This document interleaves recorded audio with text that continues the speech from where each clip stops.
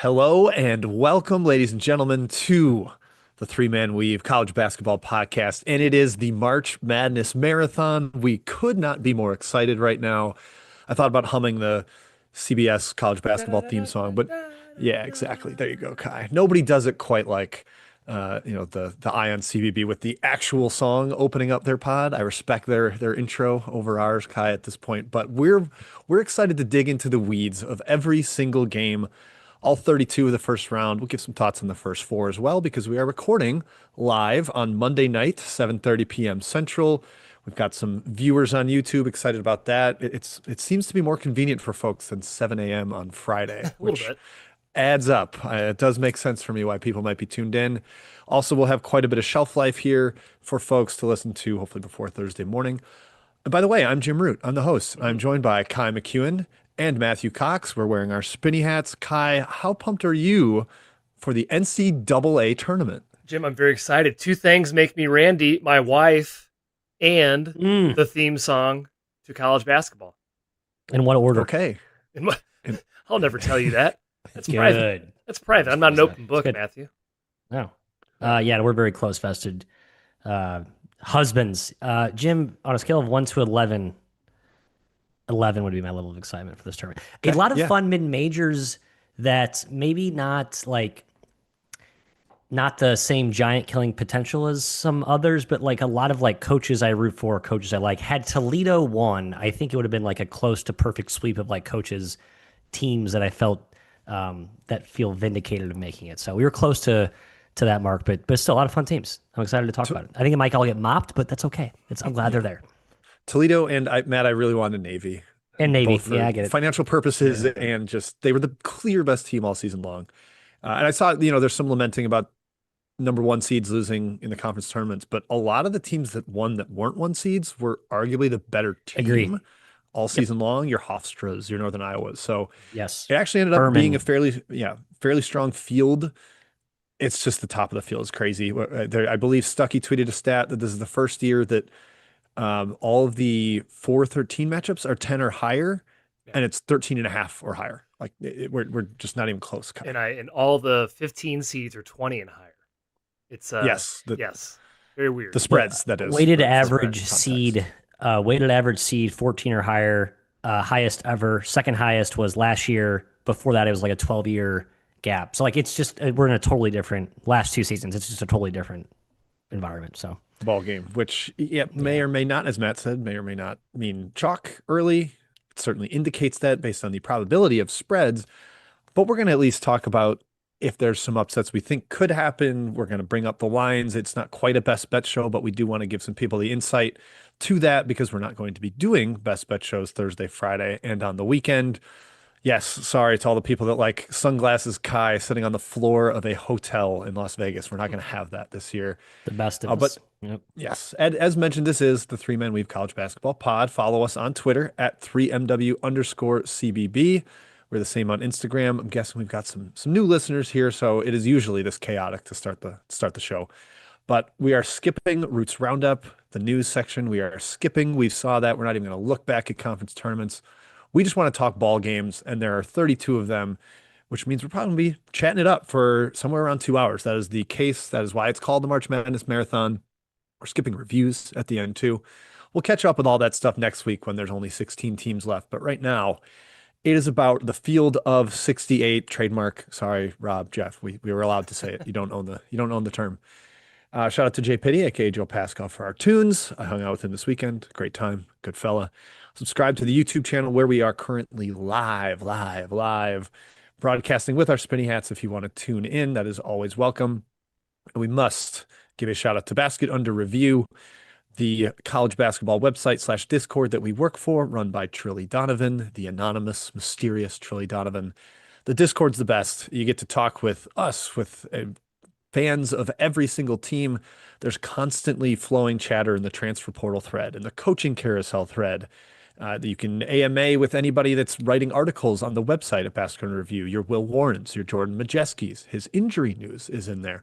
Always great to get that insight. Brian Ralph is up there. We've got the multiple the Basket Under Review pods. I host Stats with Will Warren. Got Eamon Brennan and Tate Frazier on the Burp the Basket Under Review pod. We've got Scout Team with Kevin Sweeney and Eric Fawcett. And of course, Weekend Under Review with Matthew Winnick and Brian Ralph. Just a plethora, a cornucopia of college hoops content. Oh, getting emotional thinking about the NCAA tournament here. It's early, Jim. That's right. I got a little bug in my throat. Okay, we're back. We're so back. Yes. All right, let's get into it, fellas. We've got the plug, Basket Under Review, $10 a month. If you've done it, please get into it. And then Matt, real quick, and we will be citing probably quite a bit from our friends at CBB Analytics throughout this show. So we might as well give them a tip of the cap here as we get into the matchups. That's right, Jim. CBBanalytics.com. For those of you who don't know, you should know. Get to know it. We've been longtime subscribers. Use our promo code WEAVE, WEAVE, get you $40 off your subscription. A couple examples of things we'll be bringing up tonight. He has all of the simulation percentage odds up live on his site. If you're doing a bracket, at least use that as a reference point. I don't know why you wouldn't. Very handy tool to kind of go through and look through the different paths of certain teams. We love looking at the visualization of the shot diets, Kai, the shot charts, offensive and defensive. You can break those down by home road, quad 1 versus quad 2 versus quad 3 versus quad 4. The last 10 games, last 5 games, who's hot, who has become a different team. You can break down some individual player on-off stuff as well. A couple of unique situations where you had teams playing categorically better or worse with or without a key guy. It's all available, Jim, in a very visually appealing fashion. I already have 3 tabs on my third monitor. What's up? 3 monitors. I don't know what you guys, 3, 2? Wow. Yeah, I'm 3. only 2, Matthew. I am being shamed right now. So, I will be spouting off CB Analytics stats all night tonight. So sign up today. That's, again, promo code WEAVE, WEAVE, $40 off. Thank you to Nick and team, cbanalytics.com. Kai. The 3 monitor weave, Maddie, the 3 MW over there. All right, fellas, let's get right into it. In the East region, we're going to go basically in the order of the NCAA selection show. So clockwise, as it were, starting up top in the top left, we'll go down that region game by game, then head across over to the West, down to the Midwest, and then finish with the South in the bottom left corner of your brackets, which means we get to start with Matthew's Duke Blue Devils, the number 1 overall seed, taking on Siena in the first round. I don't think any of us are at all concerned about Duke going down in this game. They're 28.5 point favorites, total of 136. Matt, what jumps out to you about your Blue Devils? I guess really the big story is how healthy are they going to be? Oh, Matt, you muted? Good start. This is a classic, Matt. How many monitors you got? Man. How many microphones you got, kid? Come on. That's tough. Yeah, the injury thing is the question mark for Duke, and it's more of a long term. I don't think it's going to have any. Like, is there any chance this game's like a 5-point game and a half? No. Like, if this pace kind of slows up, I don't think Siena just really has the offensive juice to score with Duke, to score against Duke's defense, which is even without Patrick, Big Pat as we call him, even without him, still I think Duke will suffocate them. I think Duke will get a ton of transition, turn you over into easy pick 6 touchdowns, Kai. The spread's 30 for a reason. I mean, shouts to Jerry McNamara. Maybe he drums up some old ACC rivalry demons here and inspires the men. But I just don't think this any way this game's competitive. I think Duke's more of a longer next round, multi-round conversation than like this first round matchup. I do like looking back and seeing who these low teams have played, like power-wise, during the season. Siena's played 1 power team this year. It was Indiana. The Hoosiers won by 21 points. It was never close. Siena never led. Duke's a little better than Indiana. I don't want to make apples to apples comparisons there, but it helps in the context of how teams step up. For the record, I thought Siena should have gotten 15 seed. That's not exactly relevant to this game because Duke, I think, is going to absolutely wipe the floor with them, Jim. The athleticism difference is stark. As much as I like Gavin Doty, and I do, I do not think Siena will hang around with Duke. Nope, I don't either. Losing Antonio Chandler to eligibility stuff late in the year, like their best wing athlete, big time 2-way rebounder. They were basically a 5-man team in the conference title game against Merrimack. Their bench played 6 total minutes in that game, and that's going to be the version you're getting of Siena. They've got some size. Mulvey, the former Iowa transfer, is big in the paint, but Folafak is a beast, like just a round mound of bruising. But that's not going to work against Duke. Duke handled Michigan's front line. I'm not worried about them against Siena. And then Kai, for every 116 game, I am talking a first to 15 factor, and it's bad here. I would not take Siena first to 15. They cannot shoot. They don't want to shoot.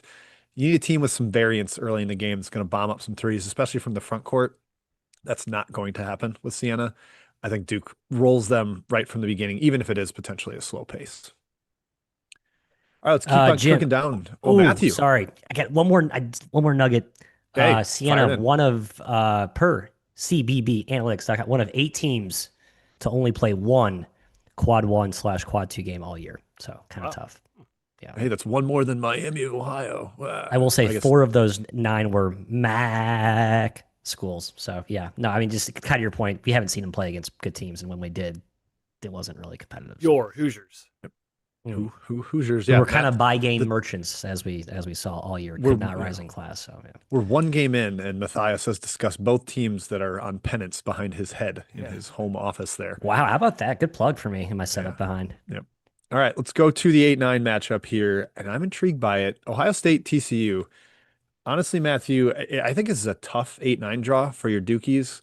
We can get into that in a little bit, but starting just 2 teams that are playing really well lately, trending up. Ohio State, especially, they're number 12 in the country in the last since February 18th. So like really, really good. Kai, slight favorite Ohio State here minus 2.5. I have not bet a single game yet. I'm just kind of letting the ball come to me. I'm not forcing it. But there was a 3.5 out on this game at one point. I wish I would have gotten it on the Horned Frogs. What do you think of these 2 trending up teams in the 8-9 game? Yeah, I don't love the spread, but I think Ohio State wins this game, guys. And I feel like I'm bucking the weave here. I just can't. No, I'm with you. I've done a full Benedict, a full 180 on Ohio State and Wisconsin, by the way, too. I know. Okay. Big 10 bias, maybe. I think Bruce Thornton is going to kill TCU. I think he's going to get in the lane anytime he wants. Ohio State leads the country in field goal percentage in the paint, and that is because of Thornton doing whatever he wants with his strength, his size. TCU has very small guards. Do not think they can guard him. They're not a great ball screen defense. They're not great one-on-one defending huge guards. I really think they have an advantage there. It's a little bit of strength on strength. Ohio State offense, TCU tenacious defense. Both teams you mentioned, hot. But Matt, for some reason, I'm leaning towards the Buckeyes. If it gets to 2, I'd probably wet my beak a little bit on Ohio State. You're muted again, Matthew. This guy's got to stop muting himself. Just trying to be respectful of the background. A lot of background noise here going on at 7:45 at my house. But again, Ohio State, Wisconsin, 2 teams that I've sort of been like selling, bemoaning all year, and I've just like, you have an awesome lead guard that can do what Bruce Thornton does, and how well he's been playing. I think even the supporting cast has been really good lately, and I've been critical of Diebler, but there's been some notable adjustments. Our guys in Basket Under Review in the Discord have kind of talked about that. Majeski brought up a really good point. Jordan Majeski, awesome writer for The Burr, who did the breakdown of this region. Check it out for those who are not subscribed. How TCU will like blitz ball screens. Like they're going to bring a lot of pressure at him. So Thornton's going to have to get the ball out early. And so he will make the others beat them. But Ohio State's others are good. They're just not like as overwhelmingly dominant in a high usage role. But that's because Thornton's been so good. So I think in this matchup, it's going to be, can the others produce? I'd be looking at props, maybe over assist Kai for Thornton, under points, and maybe over his teammates type of production. I think that's going to have to be a committee effort for Ohio State to win here. But I do think they win. I'm with you. I think they're better than TCU. I do. All right, I'll be the TCU boy and on the pod here. Then I think, as Matt mentioned, the blitzing on ball screens. I also think they can switch a decent amount. Their front court's really versatile, mobile. David Punch, Micah Robinson, Edmonds, those guys can move, and that gives them a chance to do that. They force a ton of isolation because of that, because they can switch a little bit. Now, the scary part is, Kai, would you like to guess what percentile Ohio State is in efficiency and isolation? It's high. No, what percentile? Percentile? High? That's not 99th. 99th. I was right. 99th. Matthew, right? I thought you said it's a tie. No, it's high. Very high. Yes, it is high. Extremely high. Large, so that does worry big. me. Thornton's fantastic, and the smaller guards. I mean, like Brock Harding played against him in the Big Ten. I don't think he can hold up here. Pierre also smaller, but I do think TCU can eat on the glass inside. They're so active, strong. These are like the burly 6'7" get off the bus guys that Jamie Dixon typically has. and Ohio State can be vulnerable in there. So I will be a frog standing on an island against these two Buckeyes. On a lily pad, Jim. There we go. Yes, ribbit. Mhm. Matthew, which one, real quick, like 5 seconds, which team scares you more as a Duke Blue Devil fan? No, Ohio State. Duke, Okay. I think matched up well with TCU. TCU is versatile, switchable. Duke's that's what Duke is too. I think that's just Yep. Duke can handle that. Yep, I agree. Duke, just a better version. Yeah, you got to be able to Yes. make threes against Duke, shoot over the top. All right, next up, St. John's versus Northern Iowa, a low total game here, 131.5. Northern Iowa going to try to drag this down into the mud. Matt, going to go to you first here. St. John's laying 10.5. UNI 363rd in pace and a top 25 defense. They've been even better than they are analytically when Tristan Smith has been healthy. This is a really good team. I'm just worried about them on the glass against the onslaught of Hopkins, Ejiofor, and Mitchell. What do you think? Can St. John's pull away from a team that is really well coached and is going to probably drag this down into the muck? Yeah, I think the pace is going to be key here because if you can keep this game close and sort of, suck the air out of the game with like a low possession game, you can maybe deflate the pressure that St. John's can bring into this, right? I think it's going to be Trey Campbell, awesome guard. Great story, by the way. Local Cedar Falls kid, been like a 5-year guy. Northern Iowa, just one of the easy teams to root for. Coach has been there for 20 years. Core of the roster has been there for like 3-4 years. Truly a unicorn mid-major in this climate. Can they handle the pressure and can they handle the glass? The glass show, I'm not worried about. The pressure, I am. As good as Campbell is, I know they have some kind of bigger, longer guards, Kai. But again, have they played something like St. John's? No. And I think they're going to have to. They're going to have to prove that. Now they've played some good teams, but I think St. John's like at their A+ pressure with what they bring in waves. I mean, they bothered like Connecticut. Like they can really kind of ramp it up quickly.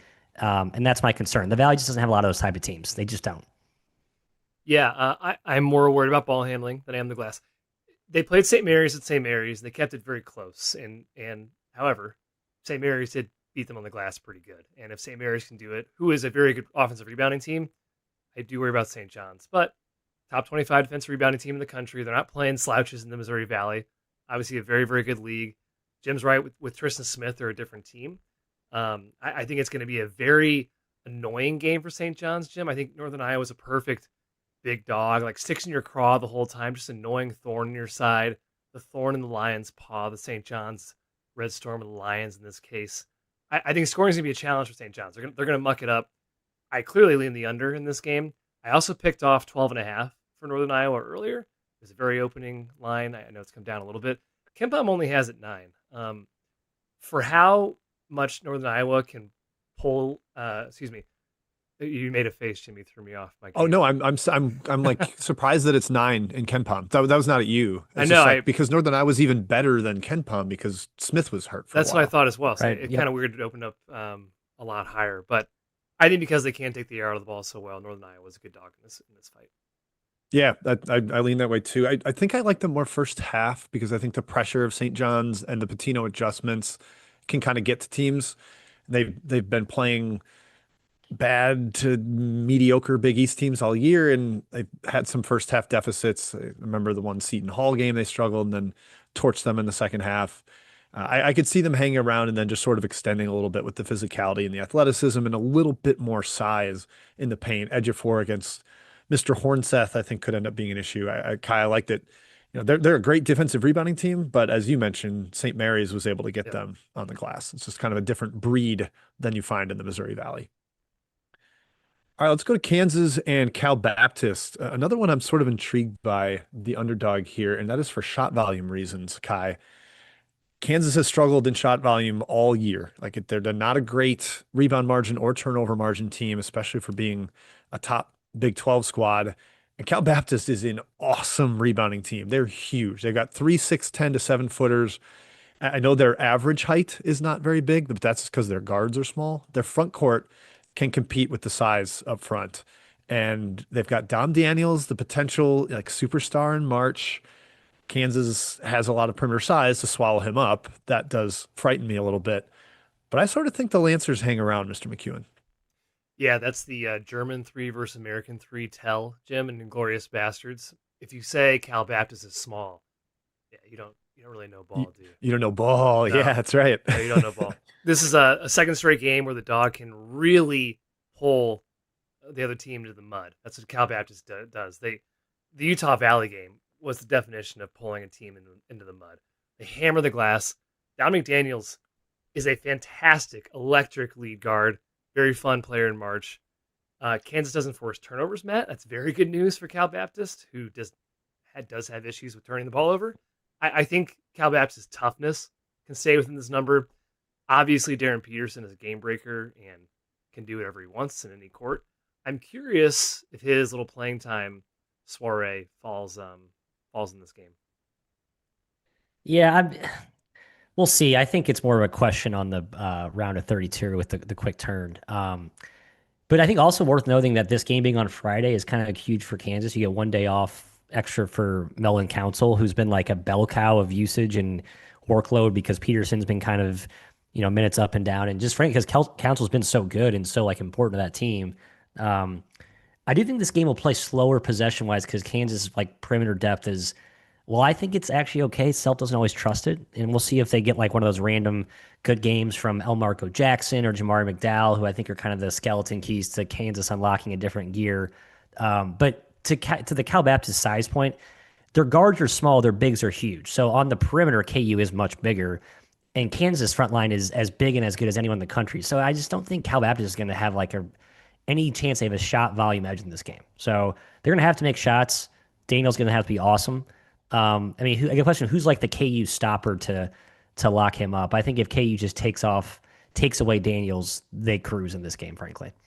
What? See, I think they've got a shot volume edge because Kansas is not a good rebounding team. Like two-way, they're not. Like they haven't been all year. 11th in the Big 12 on both ends of the floor, outside the top 150 in both ends of the floor nationally. I think Cal Baptist can kind of eat them up a little bit there, but I am worried about Peterson or if probably Council or El Marco Jackson swallowing up little Daniels. Like that's a lot of length, and they can switch. Like if you try to target getting a mismatch, like Badunga or Trey White can move their feet with Daniels, and Daniels runs a ton of ball screens. I put this in the Basket Under Review Ticket Punch article. 383 ball screen possessions this year for Daniels. That is number one in Division I by 70. Only one other guy is even above 300. Like that is their offense. It is Dom, dribble around, try to find something. It's a little like Michigan State where like all they do is just fears dribble, try to help somebody or find somebody or get a little floater. And I just think he's going to struggle to finish against the size on the perimeter and the size inside. So lean under, definitely like that. But I also think the rebounding edge gives Cal Baptist enough juice to hang around in that one. Kansas needs to play 15. Their two big lineup here. That's just, Jim, to your point, it's a big get. Kansas goes 4 out, 1 in. I agree, vulnerable, but they should just play Badunga and Tiller like a lot together. I just think you just eradicate that edge and just be the best version of yourself. That's what you should do if you're KU. Yeah, fair. All right. Let's go to Michigan State, North Dakota State. Oh, no, I skipped Louisville, South Florida. How dare I? Sorry, Cardinals. A lower spread here with a 6 versus 11, only 5.5 right now. A total of 165.5. Very telling that this game is going to be up and down. Matt, I've gotten like every Louisville total wrong this year. Every time I bet the over, they miss every 3, and it's dead on arrival. There's like 20 points in the first 10 minutes. So I'm going to stay away from that. But these are two very good shot volume teams. Louisville 26th nationally per CBB Analytics. South Florida 16th. That's in like rebound plus turnover margin. That's what I'm measuring it as. What do you think here? Obviously, the Michael Brown Jr. status is massive for this game. Massive. Pat Kelsey with a very, very detailed non-answer today in his status, progressing very well. Looked great in practice yesterday. We will see. Paraphrasing, of course, but I kind of dismissed his. I mean, obviously he's a phenomenal player, but Louisville's got a ton of good perimeter dudes. But you kind of look at what they've been recently, and you talked about this in the Discord.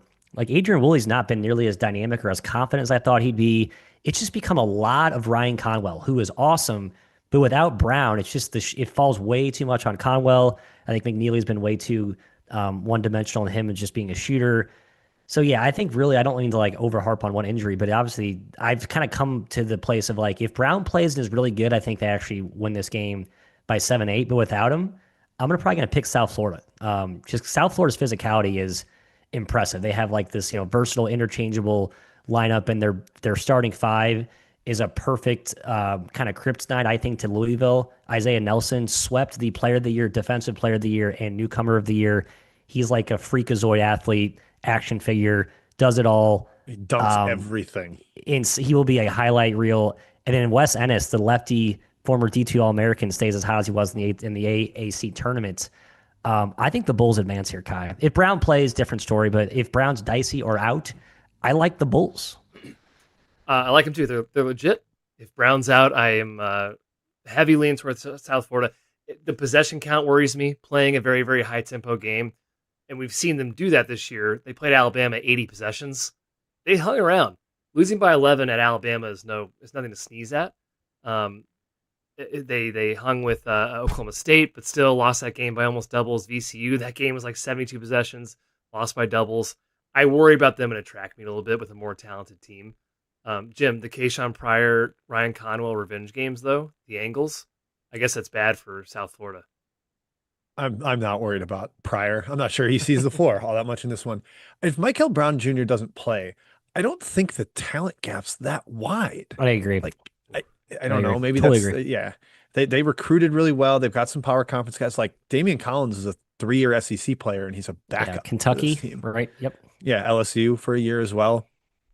They didn't figure it out for a while. South Florida, as Kai mentioned, the non-con results, playing all those track meets with good teams weren't awesome, but they used 7 different starting lineups before New Year's, and then they've used the same starting lineup in every single game of the American, and they've dominated.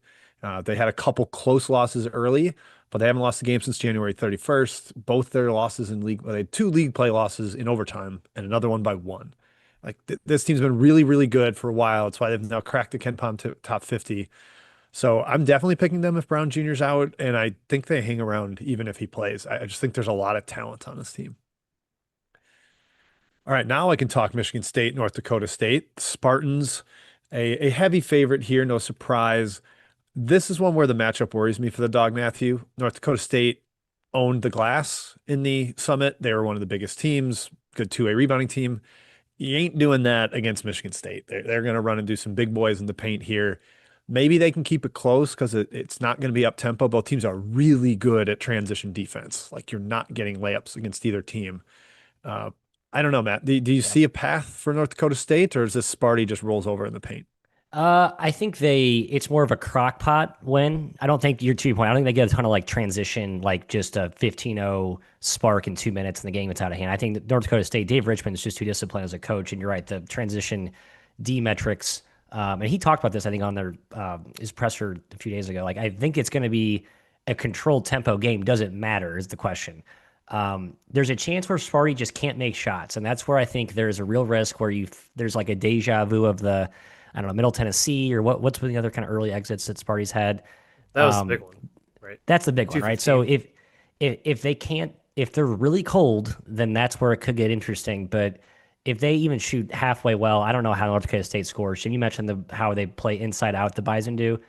Top 50 in both frequency and efficiency playing through the post.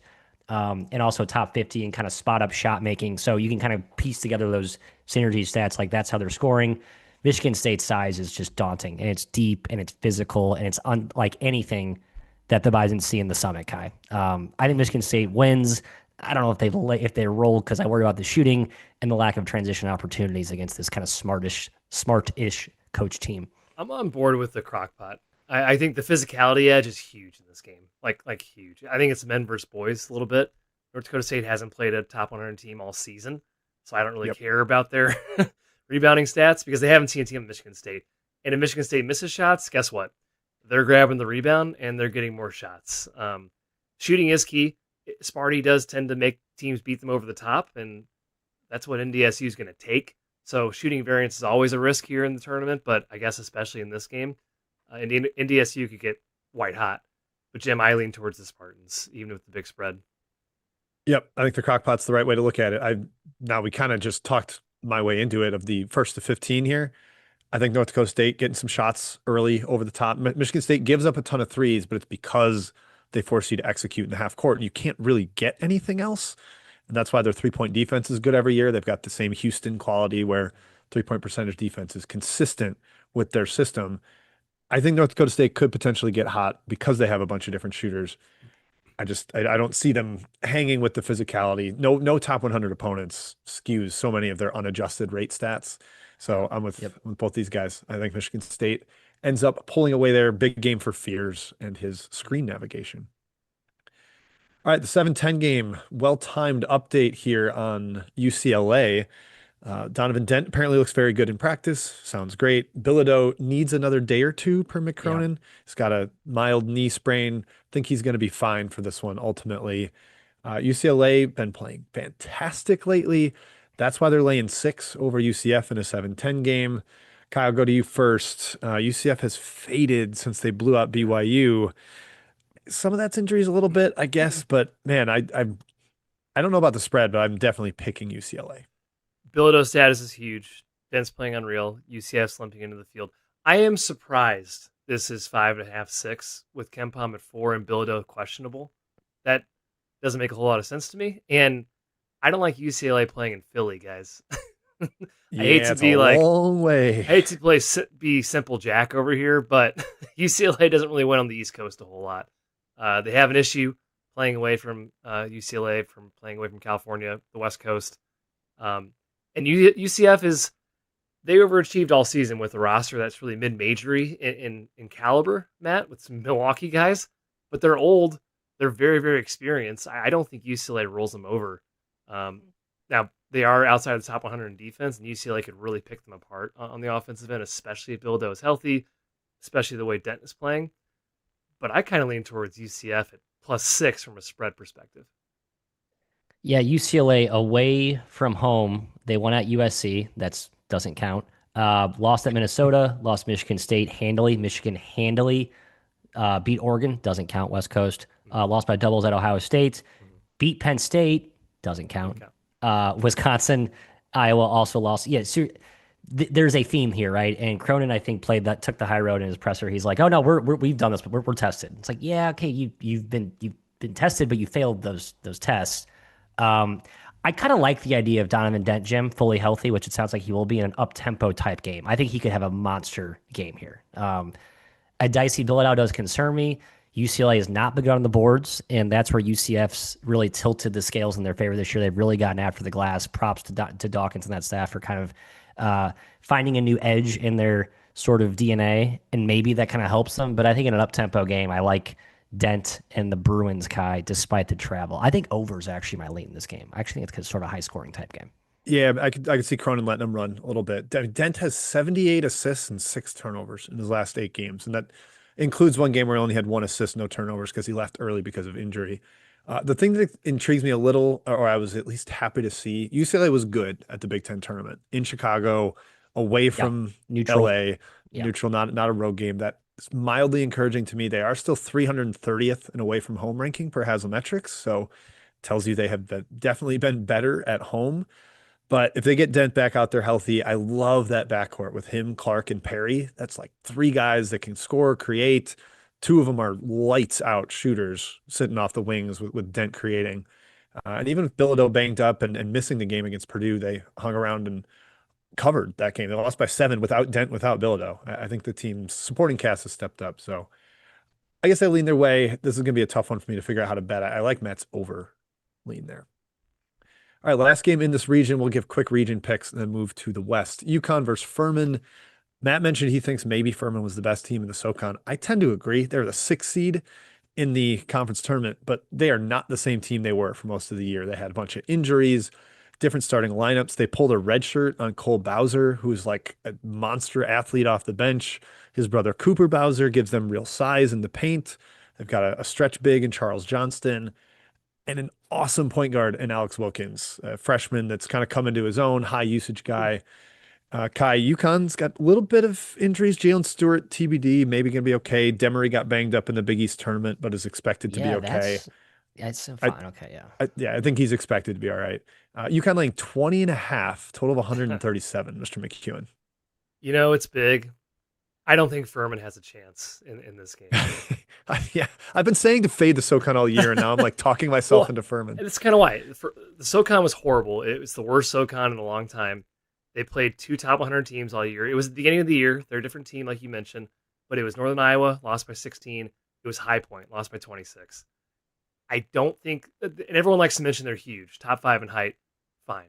It's not functional against UConn. It just isn't. It doesn't matter how the rebounding is not overwhelming. They cannot force fouls, which is huge. UConn's, I think one of their big kryptonites is getting in foul trouble with Terrace Reed, especially. I don't think Furman's going to do that against them. So I lean towards UConn, Matt, at 20.5. Yeah, my numbies made this like 22. I agree. I love Furman, and I like the idea of I think they had a decent giant killing quote unquote profile, but this matchup I don't think it works against. Just because UConn's really good. The issue with Furman is they turn the ball over a lot because they run very intricate offense, a lot of backdoor cuts.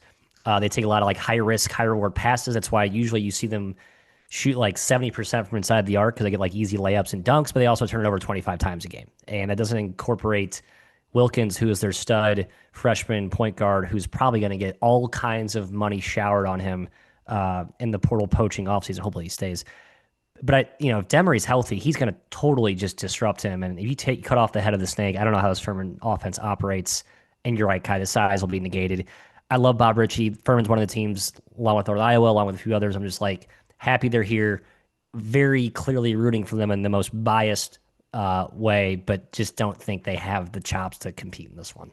Yeah, I remember against the matchup against Virginia a few years back. Like, this is perfect because they're not going to get out Low athleted. tempo, yes. Yeah, yes. and UConn's not going to ramp up the tempo either. But as Kai said, that height number is a little bit miragey. Like, Cooper Bowser's 215 pounds. Terrace Reed can still shove him around the lane if he wants to.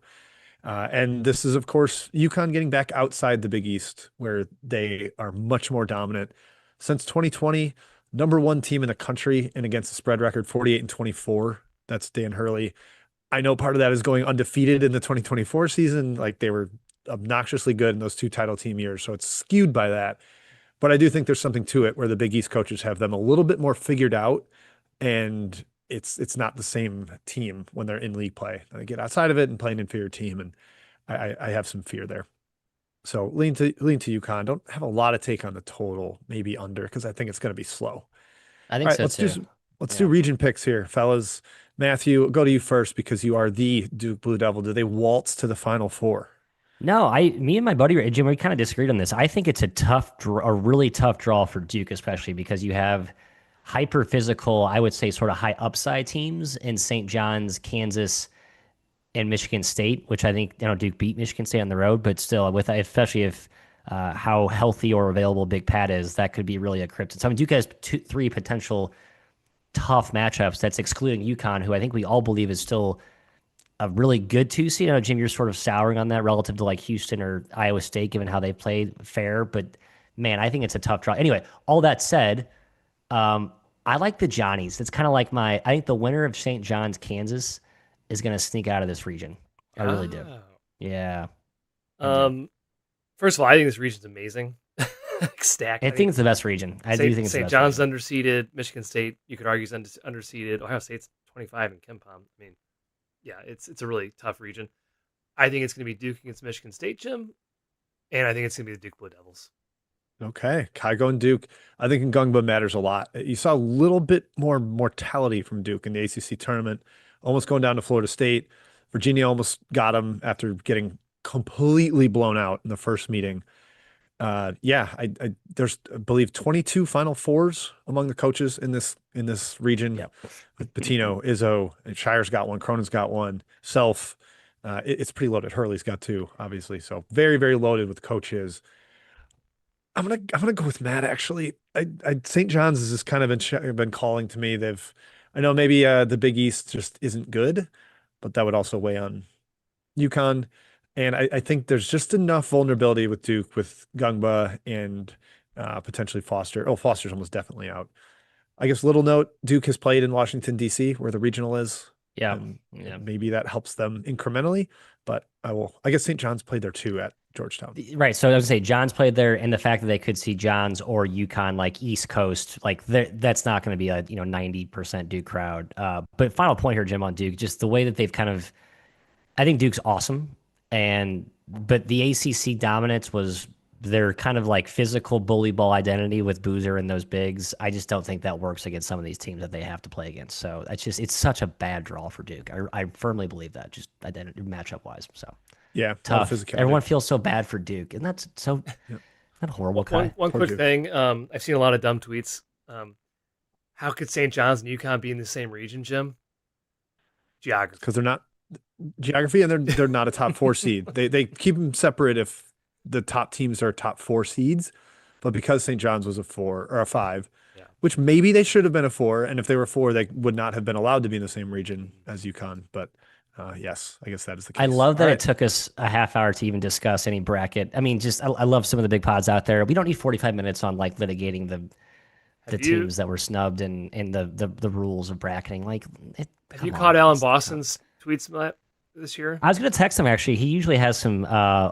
I'm sort of on board with like there is maybe some conniving things the committee does, but Alan likes to cherry pick certain things. I'm just like, Alan, I don't agree with you, man. I'm sorry. Like They're the pretty wins silly. and losses matter. They're Like pretty silly. I know you have Team X. I know you have Vandy rated a 97, but like the wins and losses. Vandy was actually underseeded, by the way, but still, I agree with you.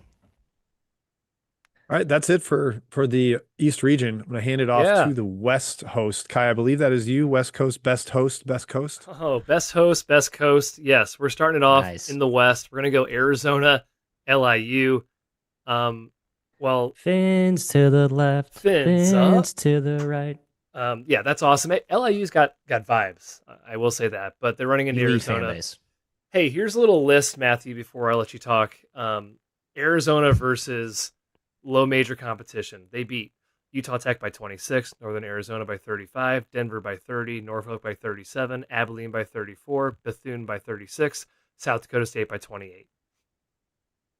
I don't think this is close. Your thoughts? I don't think it is. I think LIU is, of those teams you just mentioned, I actually had this written down too. They are the most athletic, physically impressive team. But Okay, that's I can if see that. but that's like why they that's almost bad. right to Jim. So that goes both ways, right? So relative to that comparison base, good, but then like we always say, like if your strength is totally negated by the better team strength, then you have no chance. You have no other alternative path to success. It's like we always talk about the Cal State Fullerton versus Purdue game like 5 years ago, or the UNC versus Texas Southern. I should wrote the that years of one these was down, right? The Where it's most like, telegraphed blowout of all. Yeah. okay, well, you're Texas Southern and you grab 45% of your misses in SWAC play. That's great. You're playing UNC. So what's going to happen, right? Like that's, I feel like LIU's problem here, to your point, Kai. I think, yeah, Wildcats roll. Nothing else to add here. Yeah, Thanks, Gary. LIU loves to run, and their defense is predicated on taking away the 3-point line. Arizona's like, oh, you're going to run us off the line and force us inside and play in transition. Let's have fun here. I Del think this Orso's is pissed, though. Del Orso's going to get like 5 minutes this game and just ride the bench and be like, it's a bad matchup for me. Dang it. Yeah, Ugh. I think this is a total blowout. 31.5. I don't know. We'll see, but I'm going Arizona by 35. Kai. Next. All right. We'll go next here. I am time stamping every single game, by the way. If you're listening, pleasure out there on YouTube. If you want to go back and check out any game we talk about. I'll plug for you while you timestamp. But yeah, go. Keep going. You're doing a nice job. Thank you. You're so nice. Villanova, Utah State. Hey, this one's very fun. I am intrigued by this game. A true toss-up, in my opinion, and obviously the spread kind of indicates that as well. Utah State slight favorite -2, despite being the underseeded. Jared Calhoun, Matt, had a little rant about how underseeded his team was. I tend to agree that 9 was a bit low. I had them as an 8. I think some people could have had them on the 7 line. Do we automatically, Jim, just say, hey, it's the Mountain West in the tournament, or is there a little more nuance here? I think that has to be a part of it, right? It's part of it for me. And I was going to start my little diatribe on this game by just pouring one out that we only get one Mountain West team to fade. It is a real bummer that there's not like 6 as there usually is. I'm still tempted by them a little because I don't know if this version of Villanova with no Matthew Hodge out for the year with the torn ACL, like that takes away a little bit of their edge in the front court.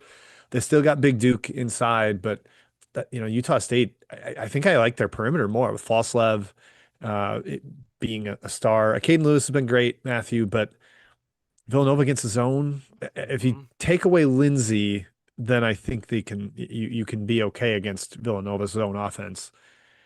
I guess maybe Devin Askew could give it to us one more time, fellas, after we've talked some crap. I don't know. I've gone back and forth. Sixth There's man of always the an year, 8-9 Jim. game.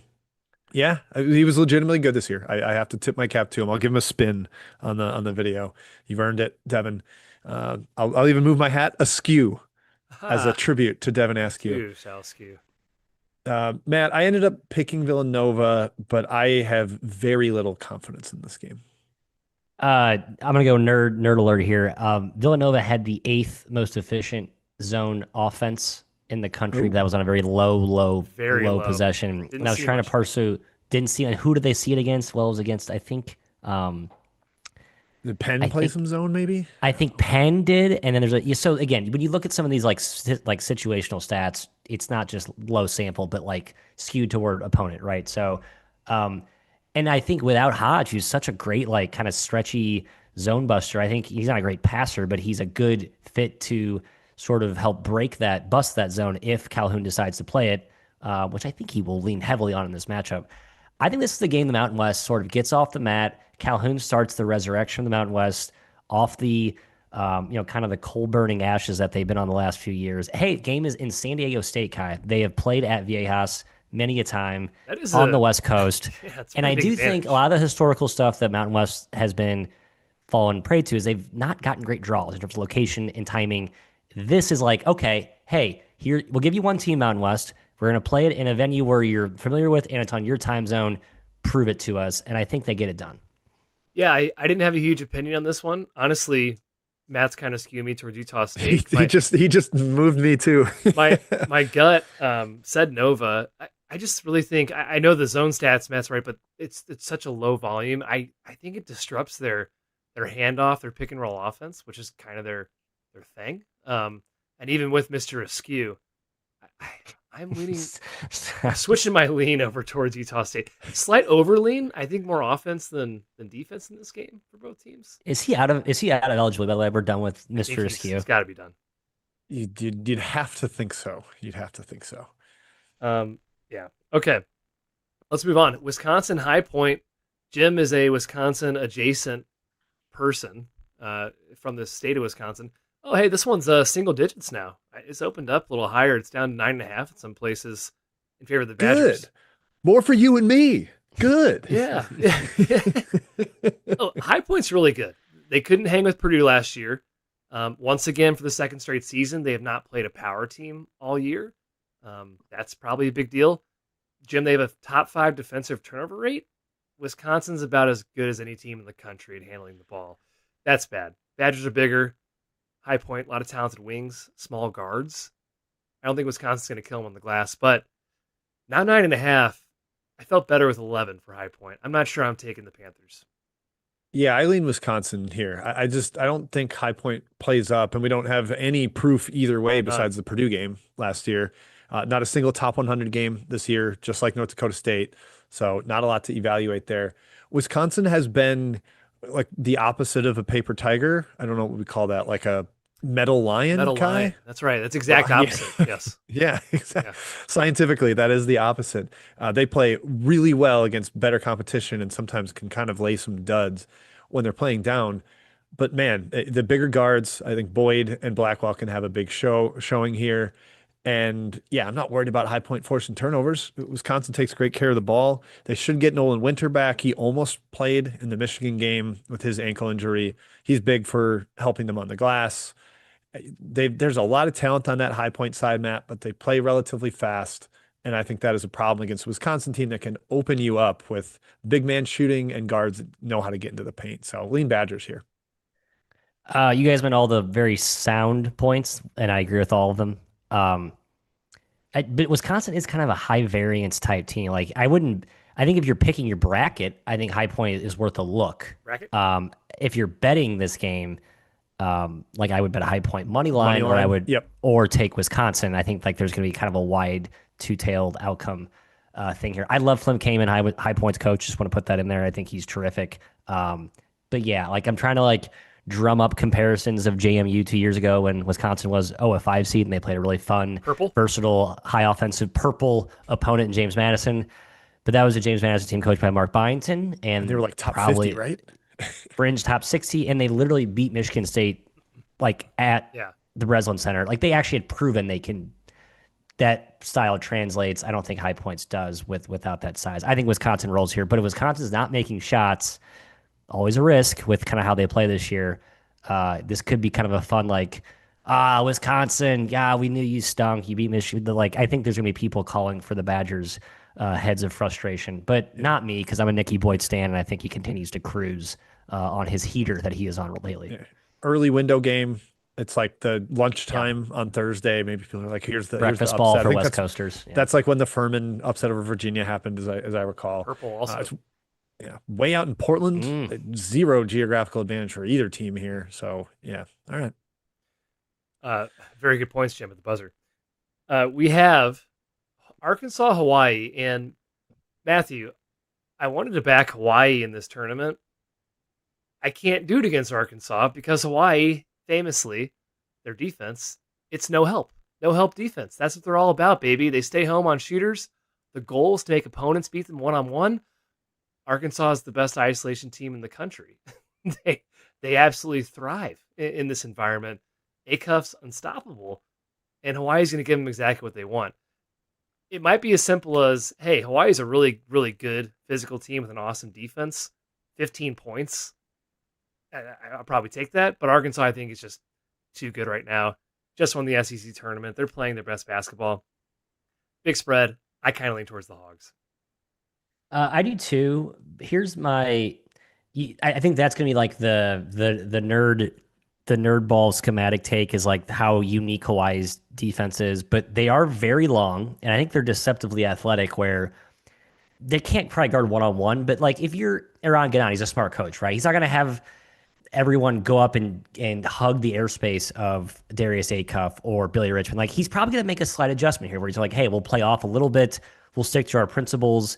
Again, this is sort of where I think if you overlook at some of these like on paper matchups, you're sort of like discounting the fact that these are smart coaches that don't recognize the same things we're seeing.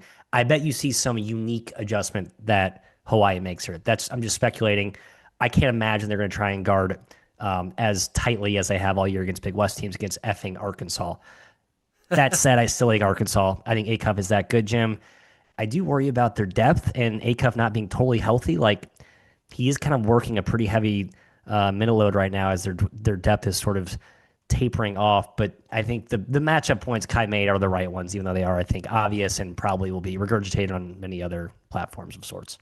Yeah, two things here with the matchup. I wish this was a Hawaii team that played slow like they used to, and they have ramped up tempo on offense and defense this year. They're forcing more turnovers. They're playing a little bit more frenetically, and I don't want that against the Arkansas team that never turns the ball over and has two elite self-creating guards. And then the situational part of this is probably tougher for Arkansas. Played Sunday, got to go home to Fayetteville from Nashville and then fly across the country. This is a geographically advantaged game for Hawaii, if you want to call it that, since it's out west in Portland. It's just like not a fun turnaround for Arkansas with all that stuff going on. But it's if they were 280th in tempo, like they kind of have been recently, they turned this game into a half-court slog. I'd like that more. Now, they played Oregon in the first game of the year and lost by 1 on 76 possessions, but that's because Oregon didn't have Shellstad and was completely broken to start the season. They hung around with Arizona State, but that was at home. They got Arizona State on the island, and that was a 75 possession game. Like they haven't really shown the propensity to slow it down against better teams. And if you run with Arkansas, just good luck. So what's like a fast crock pot, Kai, where it's I think they like stick around a little early, but then there's like this gas pedal. Sear it. Yeah, reverse sear. I don't know, something like that. I guess maybe I think it's probably going to be a little bit of a fork, only a fast fork. They're going to give them the People's Rainbow, Jim. Sure, the People's Rainbow. I don't know what that is. Well, what are you talking about? You're a rock fan. People's Elbow. That's his People's Elbow, Hawaii Rainbow Warriors. Okay, sure. Cool. Gotcha. One fell flat like a rock. Like a rock. Oh, good. Like a rock. Okay. We're going to get you're little... a WWF guy, Kai. That's news to me. Old school WWF. I mean, WWE back in the day, maybe 90s. That was F though with Austin with Stone Cold and I don't want to like pretend I'm that guy. I'm not. Good. That's not us. We'll get a little slap happy as the show keeps going. Ooh, I like Joey calling it a pressure cooker. I think Pressure that's cooker. that's a good. Yes. Yeah, good. that's good. I agree. Air fryer them. Air fryer. BYU, NC State, Texas. Do we want to give a quick thought on the playing game here? The pig, fellas? NC State, Texas? Bad defense on both sides of the Yeah. ball here. Yeah. Rematch of a game from Maui that was 102-97 on like I 71 thought they possessions. played before this year. That sounded familiar. The commissioner talked about how hard it was to move around the first 4 matchups, and so they just had to do the rematch and relax that principle. But yeah, neither of these teams has a prayer of guarding the other one. Should be a shootout. It's a high total for a reason. But I'm intrigued if you get one of these offenses against BYU's bad defense and very Debanza and Wright heavy offense. Matt, any thoughts on playing game? I like NC State here. I think they're Wade said when they were announced no one said it. He said no one said a word. Like there was silence. So I think everyone was like pissed because they were supposed to be like very in the field. I'm pretty right? shocked they're in a playing game. Yeah. I think it's like because this NC State team's been so erratic because they're very emotional, and I think it's sort of a blessing and a curse. Immature.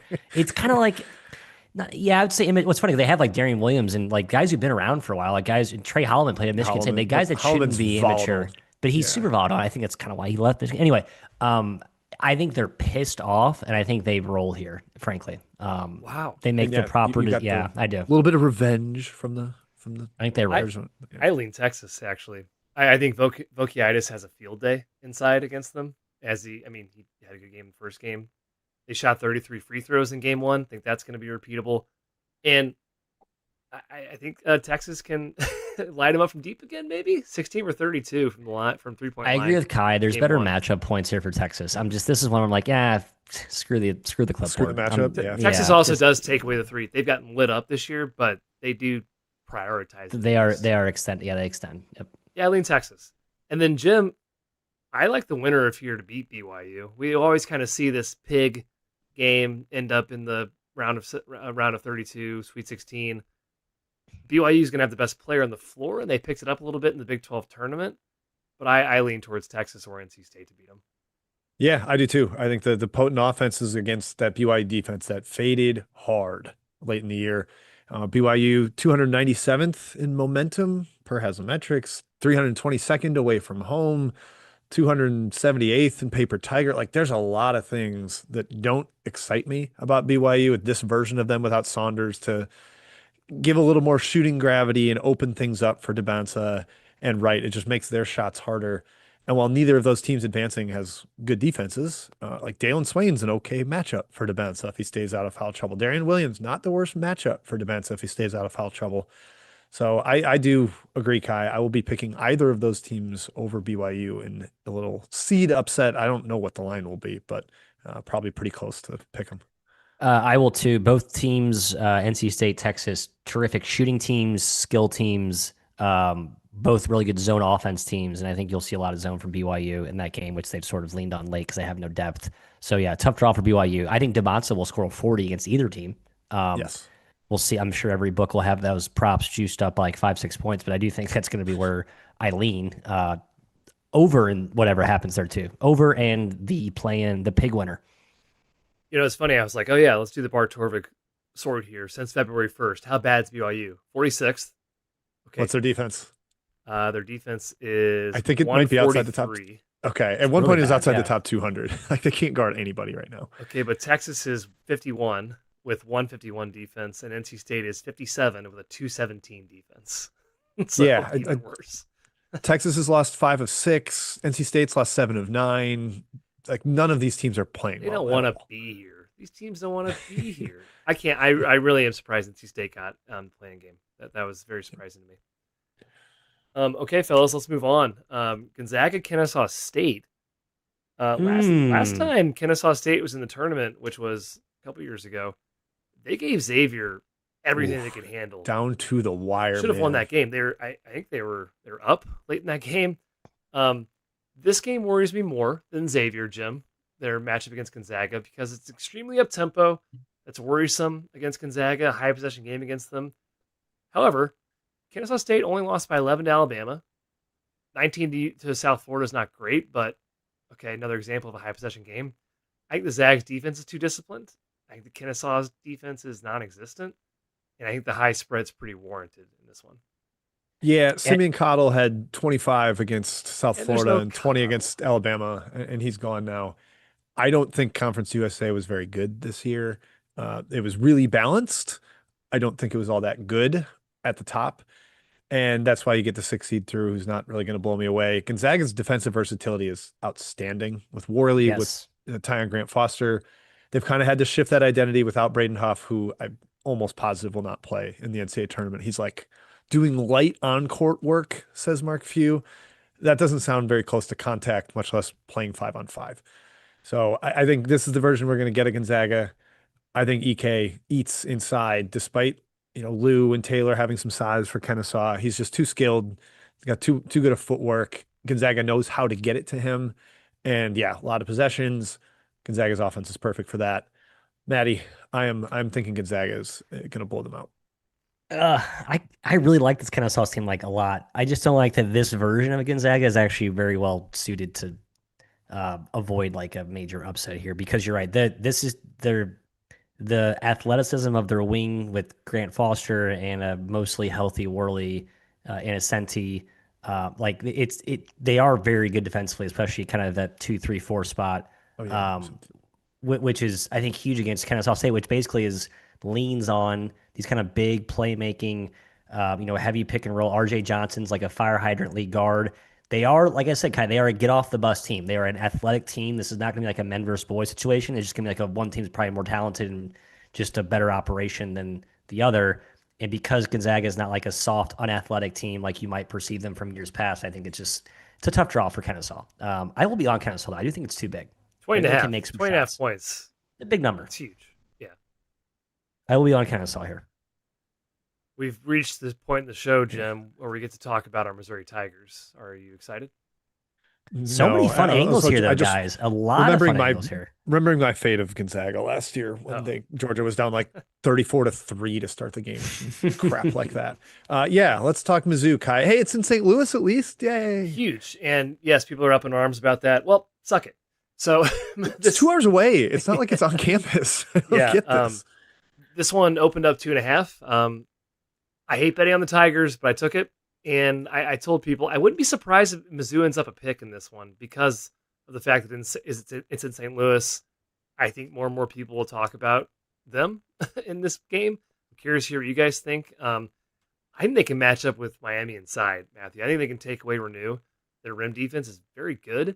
And the Canes, they lack shooting. And they aren't super turnover forcing, which is huge against Mizzou, who does have foibles, giving the ball away.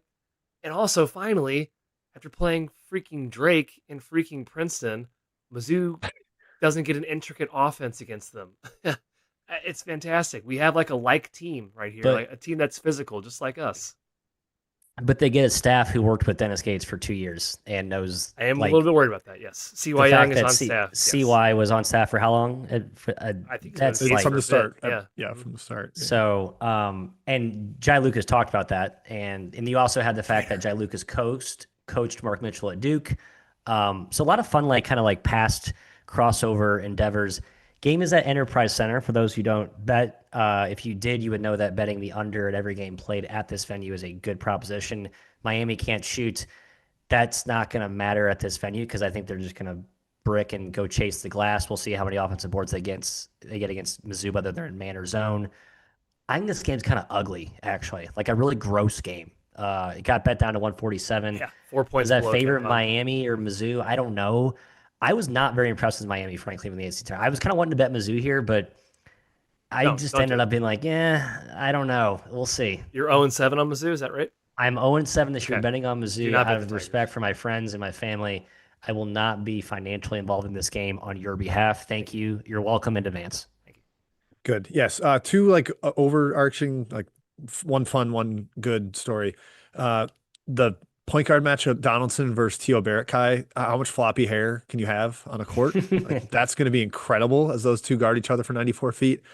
And then I saw somebody say program bet between Mizzou fans and Miami fans. If Miami wins, everybody donates $50 to Marcus Allen's cancer GoFundMe. Well, And if Missouri wins, then everybody also does that. So I thought that was a good, like, let's channel this into something Yeah. positive. Marcus Allen, former Mizzou guy, transferred to Miami and is dealing with, I think, non-Hodgkin's lymphoma. On the court, though, it's nice that Mizzou is not the worst defensive rebounding team in the field for once, Kai. Like, they do battle a little bit. Sean Phillips has helped there. Mark Mitchell's a good defensive rebounder. They are a big team all across the board, number 3 in average height. That's massive against Renew, against Uday. They're going to try to force Miami into being jump shooters. They do have a really good rim defense. They've been solid in that department all season long.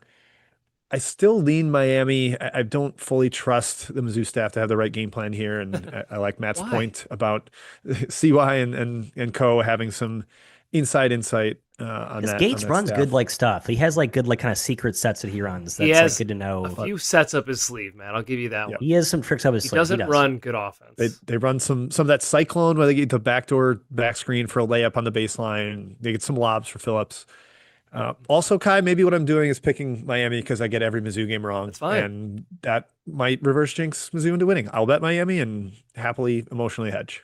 Fantastic. We appreciate both your and Matt's sacrifice to the Missouri Tigers. Insane. This game is in St. Louis. The fact that Mizzou could play Purdue in St. Louis is absolutely insane. And congrats to you Yeah. guys. Yeah, it's true. Again, the big Twitter point on that one. There's been multiple examples across the years of teams having this Backyard. advantage. It's just Despite being in the lower seed. Yeah. that's how It bracketing happens. works. Unfortunately, I mean that's the nature of the beast. All right, Queens Purdue to finish off the region before we get to picks here. Purdue, yep, 25.5-point favorite. No surprise there. I think many people had Queens as a 16. That's not a huge difference, obviously. Purdue off the Big Ten tournament win, Matt, kind of firing on all cylinders, and we know they tend to do better against softer teams, we'll say. And I will repeat the stat that I did for the other team, LIU. Queens has played 5 power teams Damn this it. year. I wanted to take this stat. You got me. You want to say it? You can say it. No, go for it. Go for it. They lost to Nova by 20, to Virginia by 25, to Wake by 34, to Arkansas by 28, to Auburn by 41. They don't step up well, and they're ranking 322nd in defense this year against the number 1 offense in the country. Yeah, I'll just add they were 0-5 against the spread against those teams, gave up like an average of 102 points a game. Average. Yeah, bloodbath on boards too, Jim. I think they just have to get hot and pray. Spray and pray. The biggest differential in Q1, Q2 versus Q3, Q4 in teams with at least 5 games played. I mean, yeah, so we'll just kind of throw gasoline on the fire about the point you just said. I don't love Queens. I don't like them against Purdue. End of discussion. Yeah, Queen, like the paper tiger factor from Haslametrics. Do you play up well or do you play better against bad teams? 364th in the country for Queens. Like, I fear that the only thing that would keep this in range is Purdue just like kind of lollygagging and playing very half court and not having this ramp up to be a super up tempo game. But man, they can name their number offensively. Purdue team total, probably something you want to take a peek at. I don't know if Queens will be hot or not, but this is like inevitably a blowout. Queens is hot. I don't know. Yeah. Even if if they're hot, sure, maybe there's a 1 to 15 factor to it. Like Ashby just launching from anywhere. Schwieger, big time shooter in the front court, but there's just literally no way I can imagine them getting stops. I can't even picture it. Intangible. Oscar Clough thought Queens was in New York in the interview. I love that. I know, bulletin board great. material. So I love yeah, that. you know Grant Leonard's going to have his boys, his Royals, fired up. I tried to go back and dig up the pre-flop thoughts on Fairleigh Dickinson. Like, would we have said the same thing? I think they had a pretty Oh bad yeah, I paper said Purdue tiger was going fagger. to murder them. I'm pretty sure it's And they also had a bad paper tiger fact. Again, so Yeah. everything we say, by the way, is mostly nonsense, for context. Like, no one knows what's going to actually happen. But when we're right, you can cite us as geniuses Yes, that's right. after the fact. But Hey, keep that Fairleigh in mind. Dickinson team lost to Queens to bring it all around. That's right, they did. Full circle, 2023. How ironic. Okay, Queens by region picks here. I'm making Matthew start us off. Who's coming out of this this is- region? Clark this is the one I Kellogg, was still Seth stuck on. Davis. Yeah, what we got? This is the one I was still actually hadn't fully figured out I think I'm going to go chalk with Zona, Jim. I just don't see a real threat to Zona. Like, I just think this is the weakest 2, 3, 4, 5, 6 for the slight exception of Arkansas. But I think they're going to lose to Zona, so I took Zona. Yeah, Arizona for me. I'm gonna reach into my stats bag for tomorrow that I'm recording with Will. There's one other top 30 defense in this entire region. It's Gonzaga. That's good. Like the two, the four, the five, the six are all bad defensively, and like maybe one of them gets hot and outshoots Arizona. I just don't see that happening. I think Arizona is going to exert their will in the paint. The only other team with a good defense is Gonzaga, and Tommy Lloyd knows Gonzaga in and out. Like that'd be kind of a fun Yeah, matchup in the Elite. I hope we get it. Purdue might thwart that though, so I'll say Arizona the Final Four though. yeah. I'm thinking Gonzaga, Arizona. I'm going to Arizona as well. Arkansas is obviously the team that's going to be the sexy upset. Like if you're going to go with one here. Badgers over Arkansas. I Kai. noticed in the consensus bracket. Yes, very interesting. I'm going to hand the mic to Matthew, who's going to lead us through the Midwest region. Matthew, Our home city of Chicago, Matthew. Chicago. Yes. What was the Jordan gif? You got to come through Chicago. Are we talking pig first? Yeah. Let's hit the pigs. Do you want to belabor it, Let's or talk do you pig. want to how deep? How deep I is care your, more about your this assessment here? 16. I care more about this 16 seed pig than the other one. Yeah, I have a stronger opinion on this one. Here's the stat I I'll give love him. Howard. That's my Stat I'll give him this pig Hate that. is Matt Okay. from CBB Analytics. Matthew, the best team in the country in net rating over the last 10 games, raw net Thank rating, you. not adjusted, is Duke. Number 2 and number 3 are UMBC and Howard. Like they have been eviscerating the teams in their league. They're really, really good. I kind of thought UMBC had a chance at a 15 and they're in a playing game, but that's probably because the America East was horrific. Kai, I think you lean UMBC. I also do. I would also say I like both teams shooting in the front court enough to have some mild interest in a high number on Against first Michigan? to 15 against Michigan. Yeah. Like pull them away from the rim, big guys make some shots. Yeah, I took UMBC pick, Matt. I hate to hear that you're like Howard. I think I'm blinded by a little bit. I watched the UMBC Vermont game, and I love DJ Armstrong, so I'm definitely like clouded he's a right good now. player. Can he go 8 for 10 from 3 again? That But- sounds great. UMBC is basically strong at everything Howard takes advantage of for normal teams. They're an awesome defensive rebounding team. They do not foul, and they do not turn the ball over. Howard has to get offensive rebounds. They have to force turnovers, start their transition break, and they have to get the free throw line to score. They negate all three, and they can shoot. And they have some game breakers and guards. Their guards are legit, UMBC. So, yeah, I like the Retrievers, Matthew. Bark, bark. All right. Well, good luck to you. I like Howard. Let's move on to Michigan that's versus it? the winner. I love Howard. of, and nothing. I watched them play. I've only seen UMBC play twice this year, and I did not watch any of their conference tournament action. So Okay, this good. is a good old fashioned. Eye test versus eye When did test. you watch them? When did you watch them play? Eye test bias. So who wins, Michigan or them?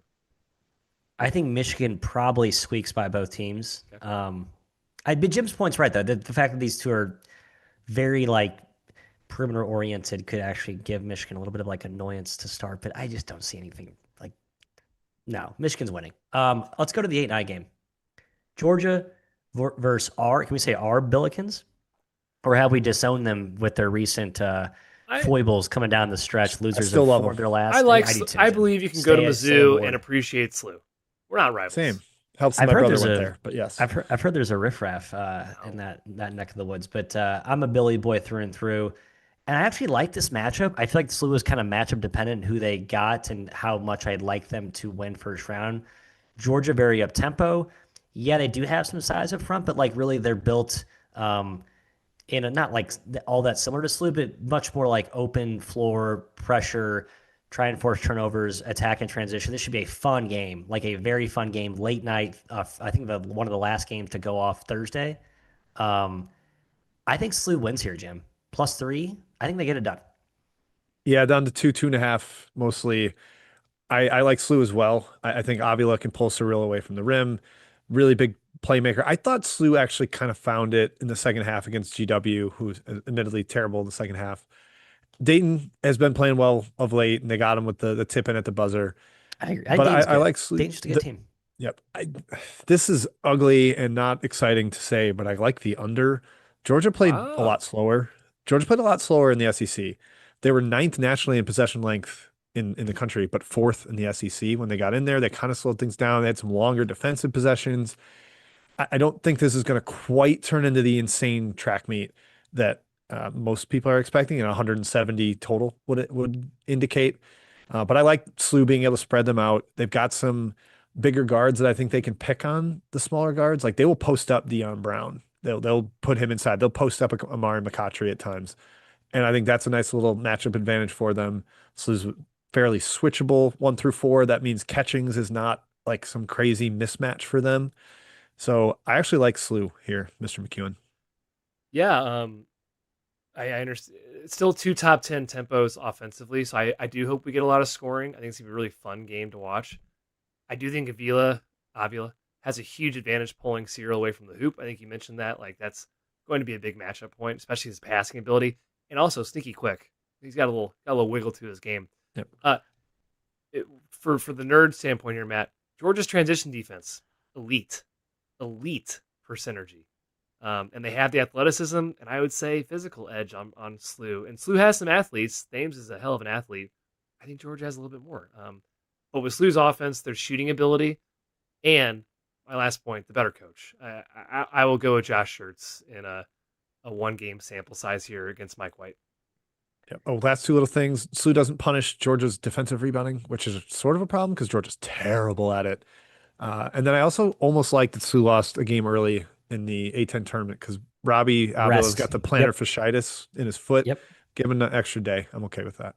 No, I think that's huge. I think the fact that he'll be healthier, because that's where I think SLU's been picked on is just the glass. Like in some of those A10 matchups, I thought they just got bullied. And Georgia is a good matchup where you're right. They're not, they're good on the offensive glass, but I think a healthier Avila and the fear of letting SLU get out in transition.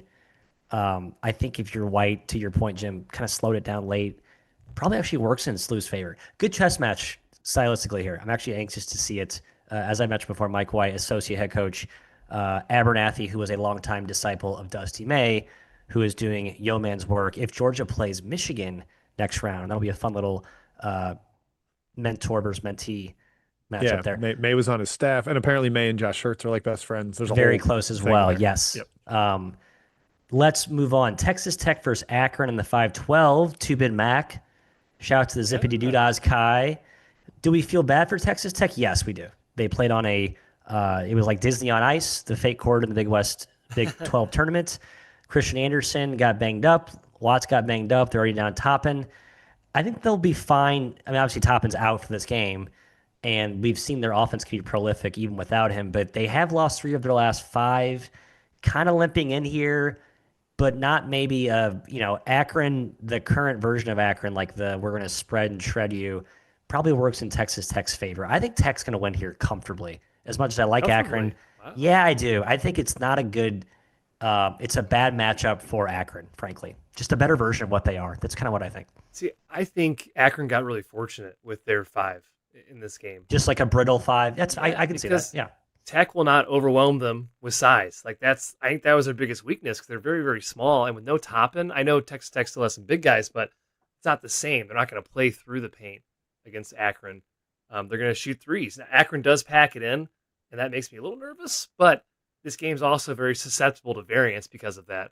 Akron shoots a lot of threes. Texas Tech shoots a lot of threes. It's going to be a 3-point kind of battle here. I think Tavari Johnson, Christian Anderson is going to be cinema. Tavari Johnson, the best player in the MAC. He should have won Player of the Year. I have a hard lean towards Akron here, Jim. I think 7.5 is a little short. I will say that. I was hoping to get a bit more, and maybe we still will as the week goes on. We'll see. But I think Akron can hang. Yeah, this one, you mentioned the variance with all the 3-point shooting. Maybe that's a money line bet then where like there's a chance Akron's hot, Texas Tech's cold, and they're up like 15. And you're like, holy crap, what happened? Wisconsin High Point-esque. I agree, Jim. Good take. Yep. Yeah. Surprised it's below KenPom when Toppin has been a big part of building Texas Tech's KenPom ranking to where it is. Gross likes to change defenses, defensively mix in some press, mix in some zone because they're small. Good freaking luck against that backcourt with Anderson, with Atwell, and even Jalen Petty. I think it's been really good. Like that is scary to me.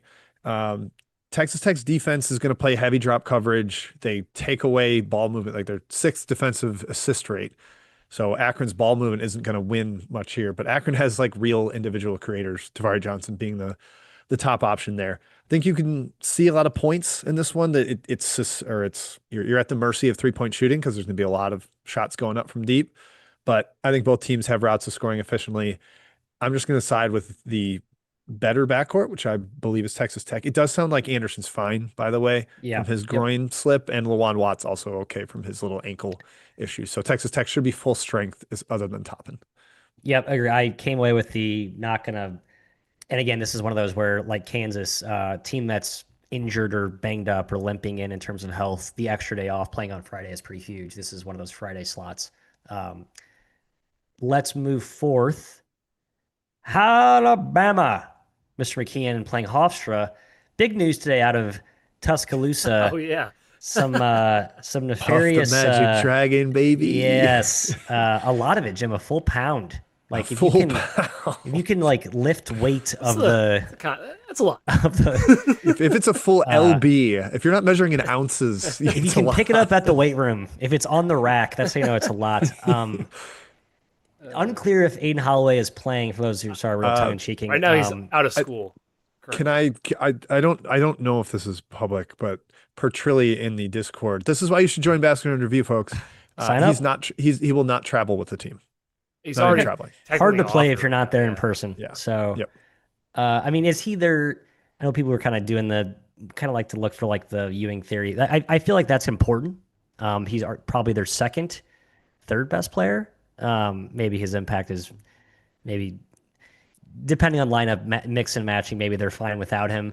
But man, I think the story here is Hofstra and how good they've been all year. It's like one of those few teams you can't really poke holes at what they've done. They've been good against really good teams. Their only kind of flaws are when they've been hurt and they are healthy. It's not a deep rotation. But I think in this game, if they can control tempo with the shot making that they bring at the backcourt, the size they have up front, maybe Alabama kind of preys on those kind of plotting bigs with kind of spreading them out and making threes. That's the matchup here. But I think Hofstra keeps this close. I was sort of convinced of that by some folks in the Discord that talked about it today. Yeah, this is the like one money line dog I really like with all these double digit dogs in the 4-13 and 3-14 matchups.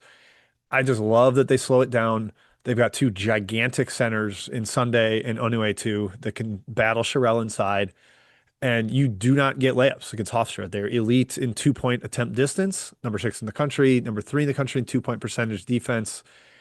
Yes, skewed by playing the CAA. It's not adjusted for competition, but I think Alabama, who will not take those mid-range jumpers, is just going to have to fire threes. And so you're at the mercy of some variance there, but it's going to be so many jump shots. Like I bet Alabama takes 67% of their field goal attempts from three. And so it really does come down to if those go in. Oh, and by the way, talking head phrase, Aiden Holloway is one of their best shooters, maybe their best shooter, and he's not going to be there. So that really hurts that potential. Hofstra might have the better guard duo now with Holloway not there. I mean, Edmead and Davis can really score. Claxton said on CBS Sports on Sunday night, like the wild card for us is if Plotnikov hits like 2 or 3 threes and just opens the court up a little bit and gives a little more room for Edmead and Davis to operate and their bigs to work on the offensive glass a little bit. I'm taking Hofstra, Kai. I think this is, I'll bet him spread, I'll bet him money line. I think this is a good matchup for him. I'm surprised the line hasn't come down really from the Holloway news. It's 11.5. They're a very strong 13, very strong. They won at Pitt. They won at Syracuse. They hung at UCF. So they are proven against power competition. Yeah, I know. Make your jokes about Pitt and Syracuse, but hey, they won on the road to those places. They're not easy places to win for a mid-major. They have an extremely tough defense, especially the interior. Of course, Bama's allergic to the interior, so maybe that's a moot point in this game. And I also love Cruz Davis. He's the game-breaking type of guard. You need that sort of talent playmaker. Hofstra has it. Their transition defense is excellent, 93rd percentile in the country in stopping transition. I do also lean towards Hofstra, Matt. They're going to try to crawl this game down with their tempo. Key is, do those Bama bigs make threes? Amari Allen, Sherelle's not much of a shooter, but he will take some. Bull Bowen, because those will be there against Hofstra, right? Those shots will be there. If they're not going in, I think this gets very tight butthole for Crimson Tide, but we will see. Yeah, I'm seeing somebody's like they're really gonna go a whole Alabama preview, not mention LeBaron Filan. Yes, I mean he's the best player on the court. Yeah, Like for sure. that's not. I think we're not mentioning him because we know what to expect from him. It's probably like 25 points and 6 assists. Cannot Hofstra overcome that? Hofstra will mix in a little bit of zone. Played on 10% of possessions this year. I wouldn't mind that as a wrinkle. Don't play as your primary defense, but a good wrinkle against Alabama. Yep, agree. And Bama's zone offense was not very good. Even they didn't see it much, but it was not. It's just they play such a they they scheme their whole offense around playing its man-to-man defense when they see zone, which Yeah. is not very often. Obviously, they're just not as Yeah, they want to prepared for it. drive the ball off the bounce. It's Hard. tougher to Yep. do that way. Um, we'll see. Who's their stopper, by the way, defensively? Is that Edmond, the freshman, or is it? I'm not sure they've really got one. That's my Davis, worry. Yeah, the Filan yeah, thing. Now that I mentioned, I was like, man, they don't really have a good yeah, like on-ball lockdown guy. Maybe he. Yeah, yeah. Filan probably goes off this game too, Like if the pace is. Yeah. Yeah. Davis doesn't commit fouls. Like it doesn't indicate that way, but he fouled out in overtime against Towson and had real foul trouble in the other two CAA games too. So like that's a little concerning to me that he's battling that in both games, but we'll see. Let's continue. We are now at the bottom part of the Chicago, Tennessee versus the play-in winner of SMU Miami, Ohio, which we will start. Top pig. Do you want to do a 30-minute diatribe of why Miami was slotted in the playing game, and is that where they deserve to belong? And or do you want to break down the fact that they're 7-point dogs to SMU? It's not a 7. Oh my God, it was Yeah, a I nine know, and I a got half for a little bit. They got a hammer With down. that, I kind of wish it would have taken 9.5. Thought it was going to keep going. Yeah. same. All I got to say, Matt, is, and I guess they're popular dog. Do not underestimate Miami. I think there's something to be said about a team that agree. knows how to win and is confident. These guys are MFers. I think they can hang it around. Obviously, they have a massive speed, athletic disadvantage against SMU. Probably no BJ Edwards for SMU. That definitely helps. But SMU, Wait, Enfield's like he's know. gonna help us. He's hemming just and totally hawing. talking on. Yeah, that's blowing smoke. SMU's defense, Jim, is nothing to write home about. I think the Red Hawks can find easy buckets, and there's among one of the best teams in the country in execution. I know their schedule has been poor. I realize that. It's really hard to do what they did this season. If Auburn played the exact same schedule, they would not have gone 31-1. Boom, I said it. Oh, agreed. Yep. And I'm SMU's defense. Wait, hold on. I'm seeing Edwards is going to play. Is it official? Yeah. He keeps No, like Enfield says like we think he's gonna play, he's gonna help us, but like the way he says it sounds like he's not playing. Okay, I missed. That was next to my cue for presser. Let's get SMU that spread back up. How about that? Because I really thought it was going to keep going. So I didn't. Yeah, Edwards is going to play full strength, Miami. 100%. Everyone hammer SMU. God, yeah, Kai, I wanted the 9.5 too. I can't believe it's on a 7. I guess I lean towards Miami at 7, Jim. I'm not sure I'll bet that one though. Yeah, Edwards is just the guy that like just makes everything else work for them. He's their best perimeter defender. He lets Boopy and Jerome Pierre focus on scoring at times because he can create and is not nearly as scoring focused on the offensive end. Miami of Ohio isn't like bereft of athletes. I think Ian Elmer could play for a Power 5 team next year if he wants to transfer and do so. Suter played in the P5. Woolfolk played in P5. Like they're not completely out of luck there. And Scaljack's emergence since Ipsaro got hurt has been really, really impressive. I think they're maybe a little underrated because they played so many close games. And like, yes, you'd love to see them blow out teams, but you know, it never happened to them. Never got blown out. And Right. I know they haven't played anybody of SMU's caliber, but I'm not as intimidated by them if there's no Edwards. I think Miami hangs around. I don't know if I'm going to pick them outright, but I think both these teams get steamrolled by Tennessee. That's what I'll leave. Yep. I think Miami's going to make this really close. I've said last month how important I think BJ Edwards is to this SMU team. If he is announced back in, I bet that line goes up. If you want to bet Miami later, and if he's affected, I think he's a key difference maker in this game. If he's out, I think Miami's got a chance to win this game, like a very good chance to win this game. Because I'm with you. I think because they were winning so many close games, we're discounting them as like the ability to play up. But SMU's not like Tennessee up in terms of physicality, which Miami has not seen in the MAC, which Tennessee will absolutely bludgeon them with. Oh, and by the way, they also have the best guard on the floor by a long shot in Jacoby Gillespie. So great draw for Tennessee. Of all the 6 seeds, I think you're like very, not saying it's a lock, but like you're as a Vol fan, you feel really good about this draw, frankly. any other like Tennessee takes in terms of either matchup there. But I agree with you guys. Like I think that's an easy pencil in to the round of 32 for me. Yeah. Offensive glass, scary. I forgot to mention, somebody said it. Miami of Ohio will be playing like essentially a home game against SMU, which really helps. It's Yeah, not far from Dayton. campus. Yeah, People are like clamoring to get into that game. It's going to be an awesome crowd. yeah. Agreed. Virginia versus Wright State. We make fun of the Mountain West and the other conference that has had a long-standing struggle in the NCAA tournament. Saved Greg Campy's magical win against Kentucky. Has been the Horizon Kai, and Wright State has been one of those sort of failed experiments in terms of representing the league and falling flat on their face, largely because they just don't have the Jimmies and Joes. I think this Wright State team is hashtag snort built different, but not different enough. They have athletes and size, but it's not, I think, enough to make me enticed to take them against Virginia, who I think is playing really well. Young background for Wright State. I think Virginia can pressure them as well and kind of cause some disruption there. I think the Cavs roll and play the Vols in the round of 32. Your thoughts? Yeah, I'll never get over Wright State losing 73-47 against Tennessee in the opening round as a 3-14 game. It'll stick with me forever. I'm not saying these teams are exactly alike. I'm just saying, yeah. They did play, Jim. They played two power teams this year. Wright State lost to Cal by 10, lost to Butler by 25. And this Virginia team can blow teams out. I think they kind of speed back Wright State. They can turbo teams, size, talent, great offense. I think they can get it done. Yeah, the offensive rebounding, I think, shows up in a big way there. They have some size with Imriagbe and Cooper a little bit, and Pickett, but he's really thin, the freshman, kind of more like shot blocker, stretchy guy. Virginia is going to take away the rim. It's going to be really tough to get easy baskets inside against that team. I will mention, Matthew, I think I've been maybe at the forefront of ripping the Horizon. I think they're 5-0 against the spread in their last 5 NCAA tournament games, dating back to 2022 when Wright State beat Bryant and then covered against Arizona in a game we thought they'd get blown out. Ah, that's right. Because Northern Kentucky, Houston, Robert Morris against Oakland, Alabama Robert last Morris, year. Yeah. Oakland. Hey, So it's been Horizon, a decent run. keep it rolling. Okay. I'll get their name out of the muck after Good. that. Got to respect them. That said, I don't have a whole lot of excitement for them here. I just maybe Virginia's tempo and keeping this game somewhat slow is going to be helpful for Wright State.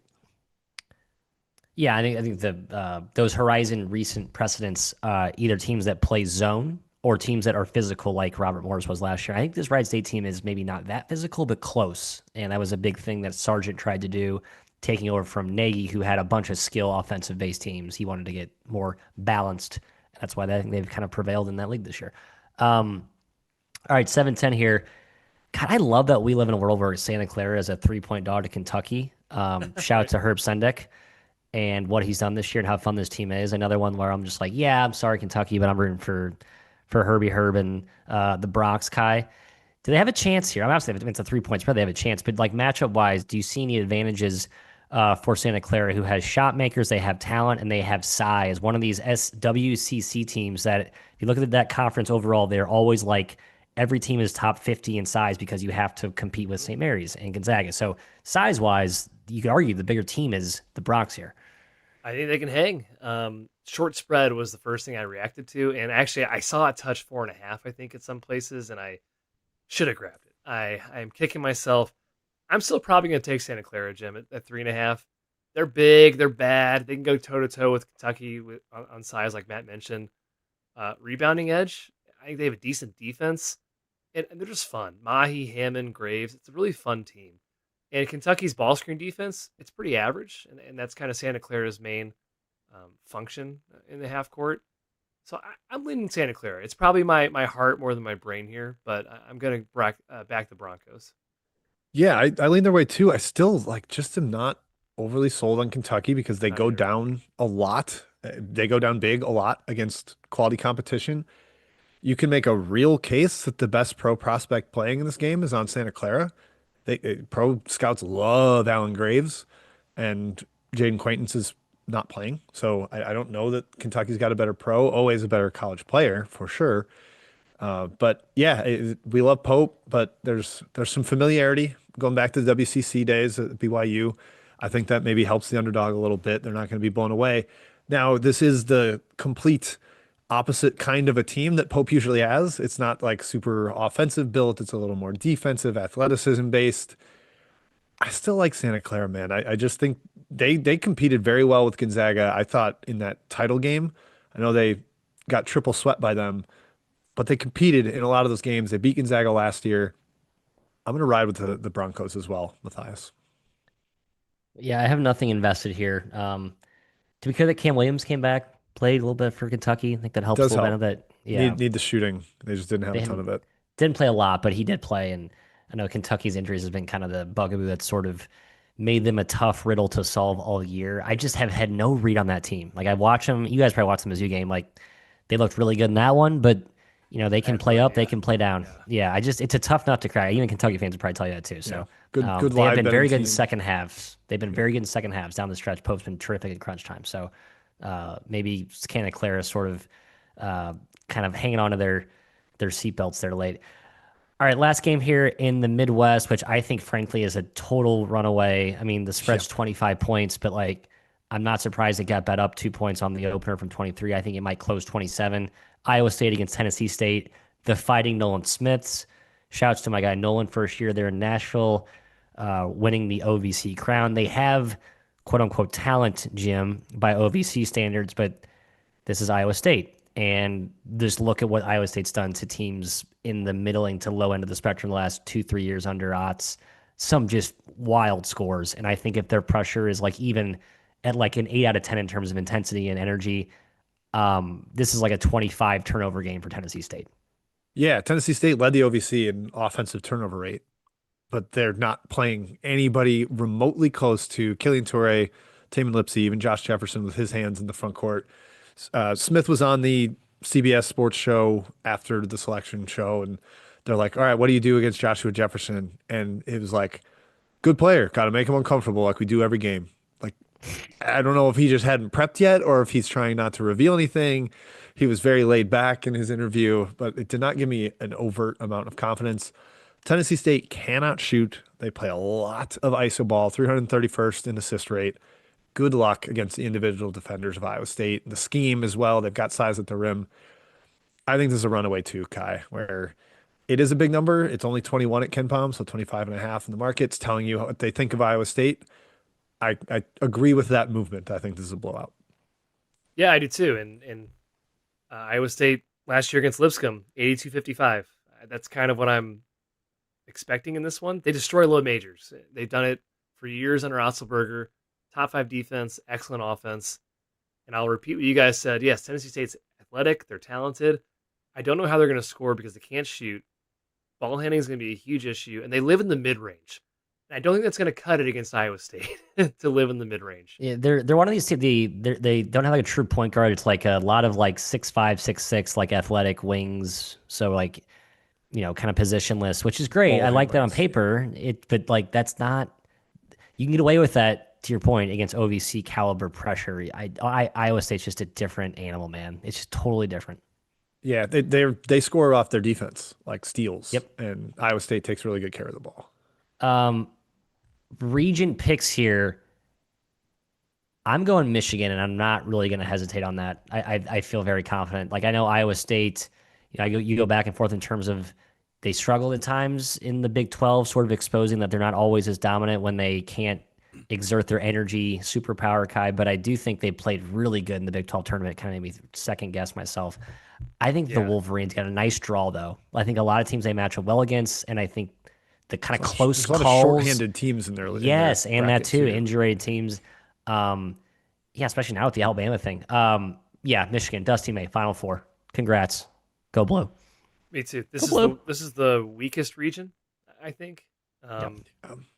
I think Virginia is the worst 3. I think Alabama is probably the worst 4. Texas Tech's hurt. Tennessee, I'm not scared long term. Kentucky, not scared. Yeah. Michigan for me, Jim. Over Iowa State. Chalk. I got Virginia over Iowa State, and I don't feel good about it, but I want to trust my Virginia instincts there. If I had confidence in Virginia stepping up in class a little more, I'd maybe go bold and pick them, but they haven't knocked off like a 1 or a 2 seed or anything all year. Smashed by Duke in one game, and then shorthanded Duke they hung around with, but I didn't think that was enough of an indicator to take them over Michigan. I will go Michigan over Virginia as well. But man, Iowa State's interesting. God, if Texas Tech was healthy, I would pick them to win this region in a heartbeat. Just give them the Really? 5 seed that they got anyways. I would pick them. Yeah, they I beat mean, every other 1 seed. They just got to they've complete the set. they have the best wins of anyone in the country, and it's like not particularly close. Pretty crazy. Yep. To the south, To the south, the where ring goes south. Take us south. where Florida could be playing a road game as the 1 seed, Jim, if they advance to play Houston. A storyline. Oh, Matt, are you going to lead the South? I was going to take No, over, but you I seem don't like wanna- you're in I'm done. you're in No. rhythm, my man. I'm I dialed don't for this wanna- region, but I don't want to host. Good, that's No one perfect. wants I'll that. set the No one wants stage that. for you to. I'll bump set your spikes. Yeah, Florida's in Tampa, so they get semi-home games to start, but the lurking Houston game. I saw somebody was like, we had to play a semi-road game against Houston last year in San Antonio in the championship game. I was like, it's the championship game. Relax. Yeah. They weren't going to move that. They couldn't alter that location. It wasn't a bad setup. Lehigh, Prairie View A&M, 2 teams that are actually playing really well, really rate highly in momentum per Haslametrics. Obviously, because Prairie View A&M is suddenly playing well. Matthew, any strong take there? You are Mr. Swaction. I don't I have am, that. and This I'm is my biased. least interesting pick. I like Prairie View quite a bit here. I think they're. It's funny. The Patriots 3-0 in playing games. I think the SWAC is 6-9. Facts that don't matter, but are interesting for those who think they do. It's both these conferences play a ton of zone and like junky defenses, like SWAC presses. Patriot plays a lot of zone. I think Prairie View's just more talented, more athletic. They've been really good defensively lately. Kai Byron Smith, healthier team. Joseph back. Panthers, pride of.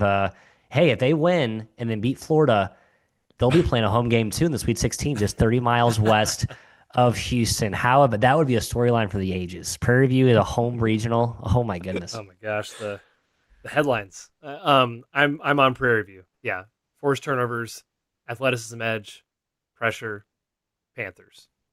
The P's. Either of them, any remote chance that one of them hangs within 25 of Florida? So Oh. the spread will be what, 35? 35. 32? I don't know. Low 30, probably low 30s. Yeah, no, that's right. Yeah. But yeah, that's very likely another blowout. Prairie View, can they turn Florida over? I don't know. They won't get a rebound. So what are we? Florida what are we is really the worried most, if you're doing like everyone, I feel like every year the guys will bet the 1 versus 16 money line. This is the one, I ran the numbers. This is the one where I think there's the closest thing to an edge of the 1 versus 16 potentials. No edge, but still the best of the options if you want to do that. I think Florida's just like such a hard team to beat by any team that's not big enough. This might be the Texas Southern UNC. Like Florida could out rebound them 55 to 19. Like I don't think that's at all outrageous for it to be that much of a blowout on the glass. Right. They could get every single board. So yes, very easily moving into the next round there per my eyes. All right, Clemson, Iowa, Kai, the crawling game. It's been bet down in total. I think everybody expects this game to be really, really half court based. Both teams are awesome in transition defense. You don't get out and run against them.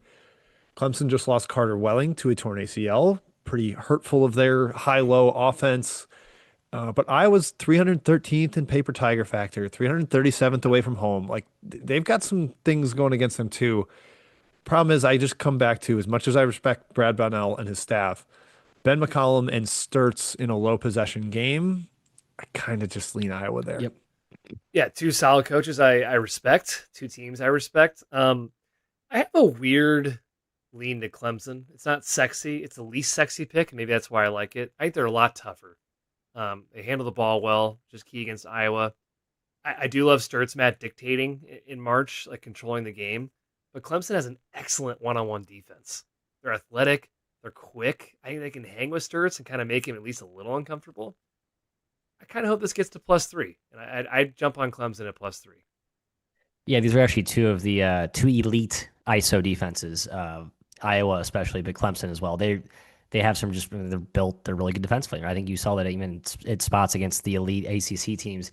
As you say that, I'm like, yeah, maybe I'm getting too hung up on the Ben McCollum thing as I've been sort of, parading his brilliance all year. But Jim, you're right. Like they haven't done much. Like I think they got their big wins against the vulnerable Big Ten teams in good spots. Like not saying they're a huge paper tiger, but remains to be seen who I trust other than Bennett Sturts to do anything in a high leverage spot. And that worries me here for a team like Clemson, who's much more balanced, even without Welling, more options, more ways to pick you apart. I picked Iowa. I'm regretting it as I talk through it now, frankly. I just don't know at this one. All right, I'm going to stick with Iowa. I think it's good. The Sturt shot making is going to be the difference there. Without one more body in Welling to beat them up inside, the way like Texas Tech eviscerated Drake in the paint last year, I think Clemson might not be able to do that the same way. I don't know that either competes with the 1 seed. Iowa just played with Michigan really well, but I don't expect that to happen against Florida. Jim, can I concern you with the following stat as Iowa's lost 3 of 4 down the stretch here? Sorry, 4 of 5. Bennett Sturts 2 of 7, 4 of 14, 2 of 7, 2 of 9, 2 of 6 from 3. I worry that the Iron Man tax that's been put on his legs is starting to show up here. That's my concern. Yeah, taking a lot of tough shots. I mean, they've lost, 7 of their last 10. Like 7 of the last 10 now, yeah. Not playing well. Can I jump in real quick, Jim? Clemson had a swoon too. Please do, Kyle. I realized we didn't do a home field ad, and I think we should do that. I would love to do a home field ad. Yes. Come on in. Home field apparel. You ever heard of it? It's the best collegiate apparel in the game. Go to, I was not prepared for this, homefieldapparel.com. Shop your school. Get whatever you want. Get everything. Don't use my credit card. I have every single Mizzou gear on earth. People going to St. Louis this weekend, you're going to see a lot of great teams. Iowa State's got great gear. Purdue's got great gear. Kentucky's got great gear. Mizzou's got the best gear. Go to homefieldapparel.com. Use our promo code 3MW at checkout for 15% off. Check out their new hats they just released. Their shooting shirts. Some say the Mizzou shooting shirt is the best shirt ever created. Their opinion, but they might be right. That's homefieldapparel.com. Home field, wear one for the team. That's right, Kai. That's the Hoop Society drop, the Campus Court collection, all those, the shooting shirts and the mesh shorts. Those are the big new release there. So this is the perfect time to market home field right after the Clemson Iowa game when everybody is thrilled and talking about the best game in the first round of the bracket. All right, let's go Vandy McNeese. Vandy laying 11.5 against Bill Armstrong, no longer the Will Wade led Cowboys. Pretty much comes down to, can Tyler Tanner and Duke Miles take care of the ball? Kai, I think everybody else on that roster is very good about that. Nichols just a catch and shoot guy. McLaughlin solid in the front court. McNeese needs steals to be successful. I don't think they're quite as creative defensively as last year when they beat Clemson and basically had Clemson buried for most of that game, just stumped them with their changing defenses. I lean Vandy. I think I'm going to advance Vandy. 11.5 might be a lot for the lack of athleticism edge that Vandy has. Yeah, McNeese, dangerous, very athletic. You mentioned the Clemson game. Yeah, not the same team, but still very, very talented for a 12 seed. They didn't play up much this year. They didn't play a lot of power teams. They got smashed by Michigan, but I don't really care. There's a lot of good teams got smashed by Michigan. I just think Vandy's a tough matchup for them. First of all, they are underseeded, as Matt said early. They're closer to a 3 than a 5. Yes. You do them side by side with all the 4 seeds, and it's like they're better than all of them. Yeah. They don't turn the ball over. That is very key. McNeese leads the nation in turnover rate. Pretty hard to do that against Vanderbilt, turn them over. They have to be scrappy. They can maybe try to bully them inside, Matthew Vanderbilt inside, but I don't know if it's going to work too well. Carry sneaky big. Rockland's and like solid size. McNeese's top 5 usage guys are all guards. Yeah. So it's not really their thing. It's a big spread, though. I don't have a huge lean on the side here. I don't either. I think McNeese is like underseeded or just really good for their seed, but it's a bad matchup for them because they can't really exert their uniqueness and advantages as like a pressure havoc team against Vandy, who elite ball handlers, comfortable playing in chaos. That's kind of how they play, and they play at a high level, right? So I think Vandy totally shreds this. Duke Miles back healthy, Tanner alongside him. I think Vandy takes care of business, but I do respect McNeese's sort of individual scoring, bucket-getting prowess with like Johnson and Garcia. Like I think they can kind of get some garbage buckets to hang around here in this game late, just from a spread perspective. So I think Vandy marches on. Bad draw for McNeese. Like last year, dream draw for, easy to say in hindsight, for the Will Wade McNeese team. Armstrong, who seems like comparably good, not as good, but close, in similar style, crappy draw this year. So tough way the cards fell there for Bill. Yep, would agree. Would agree with you there, Matt. Okay, let's go to 413 Nebraska ball. Hunting for that first NCAA tournament victory in program history. 13-point favorite to do it against the Troy Trojans. Just going to come out and say this right now. This is my favorite first to 15 bet of the first round because Nebraska gives up a ton of threes. And Matt, we got the Campbell bros firing away from deep. The Redheads are going to be legends for people that are backing the underdog here. Valdez is a unique kind of player. I have less strong take on the entire game itself. I just think Troy coming out of the gates with some of that shooting over the top against Nebraska's high variance defense is a fun first to 15 wager. What do you say about the game as a whole? I agree. I think this is Troy. Relative to last year, this is a slightly less talented version of Troy, but Troy played Kentucky last year, which is a categorically more talented team than this Nebraska team this year, Kai, even though Nebraska's a higher seed. Just Nebraska's great because of how they play as a collective. But, I mean, Cross is as good as a game planner as there is. Interesting synergy nerd alert stat here. Troy is they're awesome in pick and roll. Like the Campbells and Valdez is like kind of like this fun Swiss Army knife playmaker, 6'7" guy. It's college Mexican Luca. That's what he exactly. Doey Valdez, I call him. But Nebraska's pick and roll defense has been awesome this year. I'm not sure I realize that. Is that like legit? Or is that schematic driven? You can't do it against them. You can't do it, right? They just ice it, or they wall it off. Switch, yeah, they're so compact. Like they just say good luck. They help off shooters, so like there's no gaps. So all that's to say, I like that my guy Scott Cross has a matchup that's not a team that's way more talented and athletic. So from that angle, I'm hopeful that this game is competitive, even though I don't think they have like a real matchup edge, so to speak. Yeah, I grabbed 14.5 earlier. That was big, man. God, it's a tough squad. They play up. They won at San Diego State. They took USC to 3 overtimes when they were healthier. And competent, yes. They play up. They're a tough team to blow out. Now, I do think I'm very concerned about the Huskers' ball screen defense, and Matt's right. They play so connected. That's why they were so successful this year. Call it a plums bet, though, Jim. I feel it in my plums. That Troy covers this game. My plumes, if you will. Yeah, I guess if I like the first to 15 that much and generally don't think they're going to get outclassed athletically in this game and not going to get beat up on the defensive glass has been a flaw of theirs. Nebraska does not go after that. Just make sure you got a hand in Price Sanfort's face at all times. Get out on Price. Come on. Yep. Okay, UNC VCU in the 6-11 matchup here. Carolina -2 in the market right now. I think I forgot to mention earlier that SLU is dead last in momentum in the country, but UNC is dead last in the away from home ranking. They're 364th, excuse me. Also 350th in momentum. This team is not playing well. You're kind of taking a swing on, is this version actually good without Caleb Wilson? I'm not sure it is. Meanwhile, Matthew, VCU has won 17 of 18 and is 6th in consistency. I really like the Rams. I love the talent level they've got, the current version of them. I think Hill can tear up the drop coverage, let him fire away off the bounce. I like the matchup. I like the scenario. Give me VCU. I kind of like UNC. And I've been frustratingly low on VCU all year, and they've continued to kind of like, no, we're pretty good. No, we're good. Like bet Dayton big against them. The UNC game's basically a home game. It's South Carolina, I guess, but like they should be one of those where I think the home crowd might actually matter here.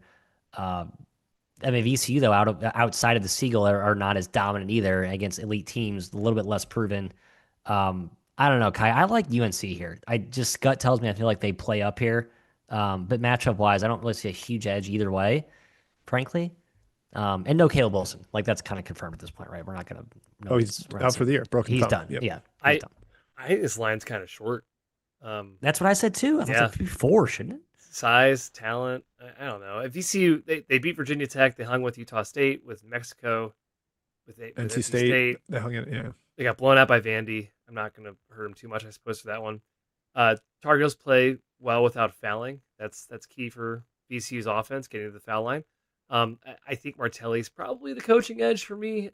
No offense to Hubert Davis. I know you have a championship game appearance. I'm aware. I lean UNC, though. I think it's too short. I think it's gone a bridge too far. You guys you're going to regret it. I guess this is similar last year when I think there was a big VCU groundswell against BYU. and then BYU kind of handled them in the That was first on round. I think the spread was VCU, I like the believe. same thing. I Yeah. think it was like 1.5 or Yeah. 2. So Way worse spot. VCU was going cross country though. That was actually just I forgive VCU for that game. I think VCU is in a much better position here. But I'm with Kai. Just gut says like, I think UNC is still kind of good. yeah, obviously very different VCU team too. New coach. Yes. Yeah. For sure. A lot of new pieces. So not going to just make that a carbon copy of last year. All right, let's go to Illinois versus Penn, the 3:14 game here. Can TJ Power go for 50 in this game? He might need to. Gosh. Illinois minus 24.5 here. Kai, do you know the last time a Fran McCaffrey team was better on defense than on offense, like this Penn team is? I don't. It was 2013, all the way back at Iowa. It has been almost a decade and a half. Penn is awful in the paint, 346th, 292nd in 2-point percentage offense and defense. Illinois 18th and 44th, and that's not even adjusted for schedule. Underwood womps bad teams. Why isn't this an Illinois runaway? I still can't believe Penn beat Yale. It was basically TJ God. Power, and then a really, really, really bad coaching by James Jones late Really in bad. the game. I mean, I don't know what you're doing. You let him get the ball. You don't foul Like, him. With You forward don't momentum pressure. and I don't make understand him change directions even once. Even Ugh. Ivy League guys can be stupid, I suppose, sometimes. No Ethan Roberts still for Penn is a huge deal for me against a much, much better team. I don't think they can possibly survive. I will say Fran knows Illinois.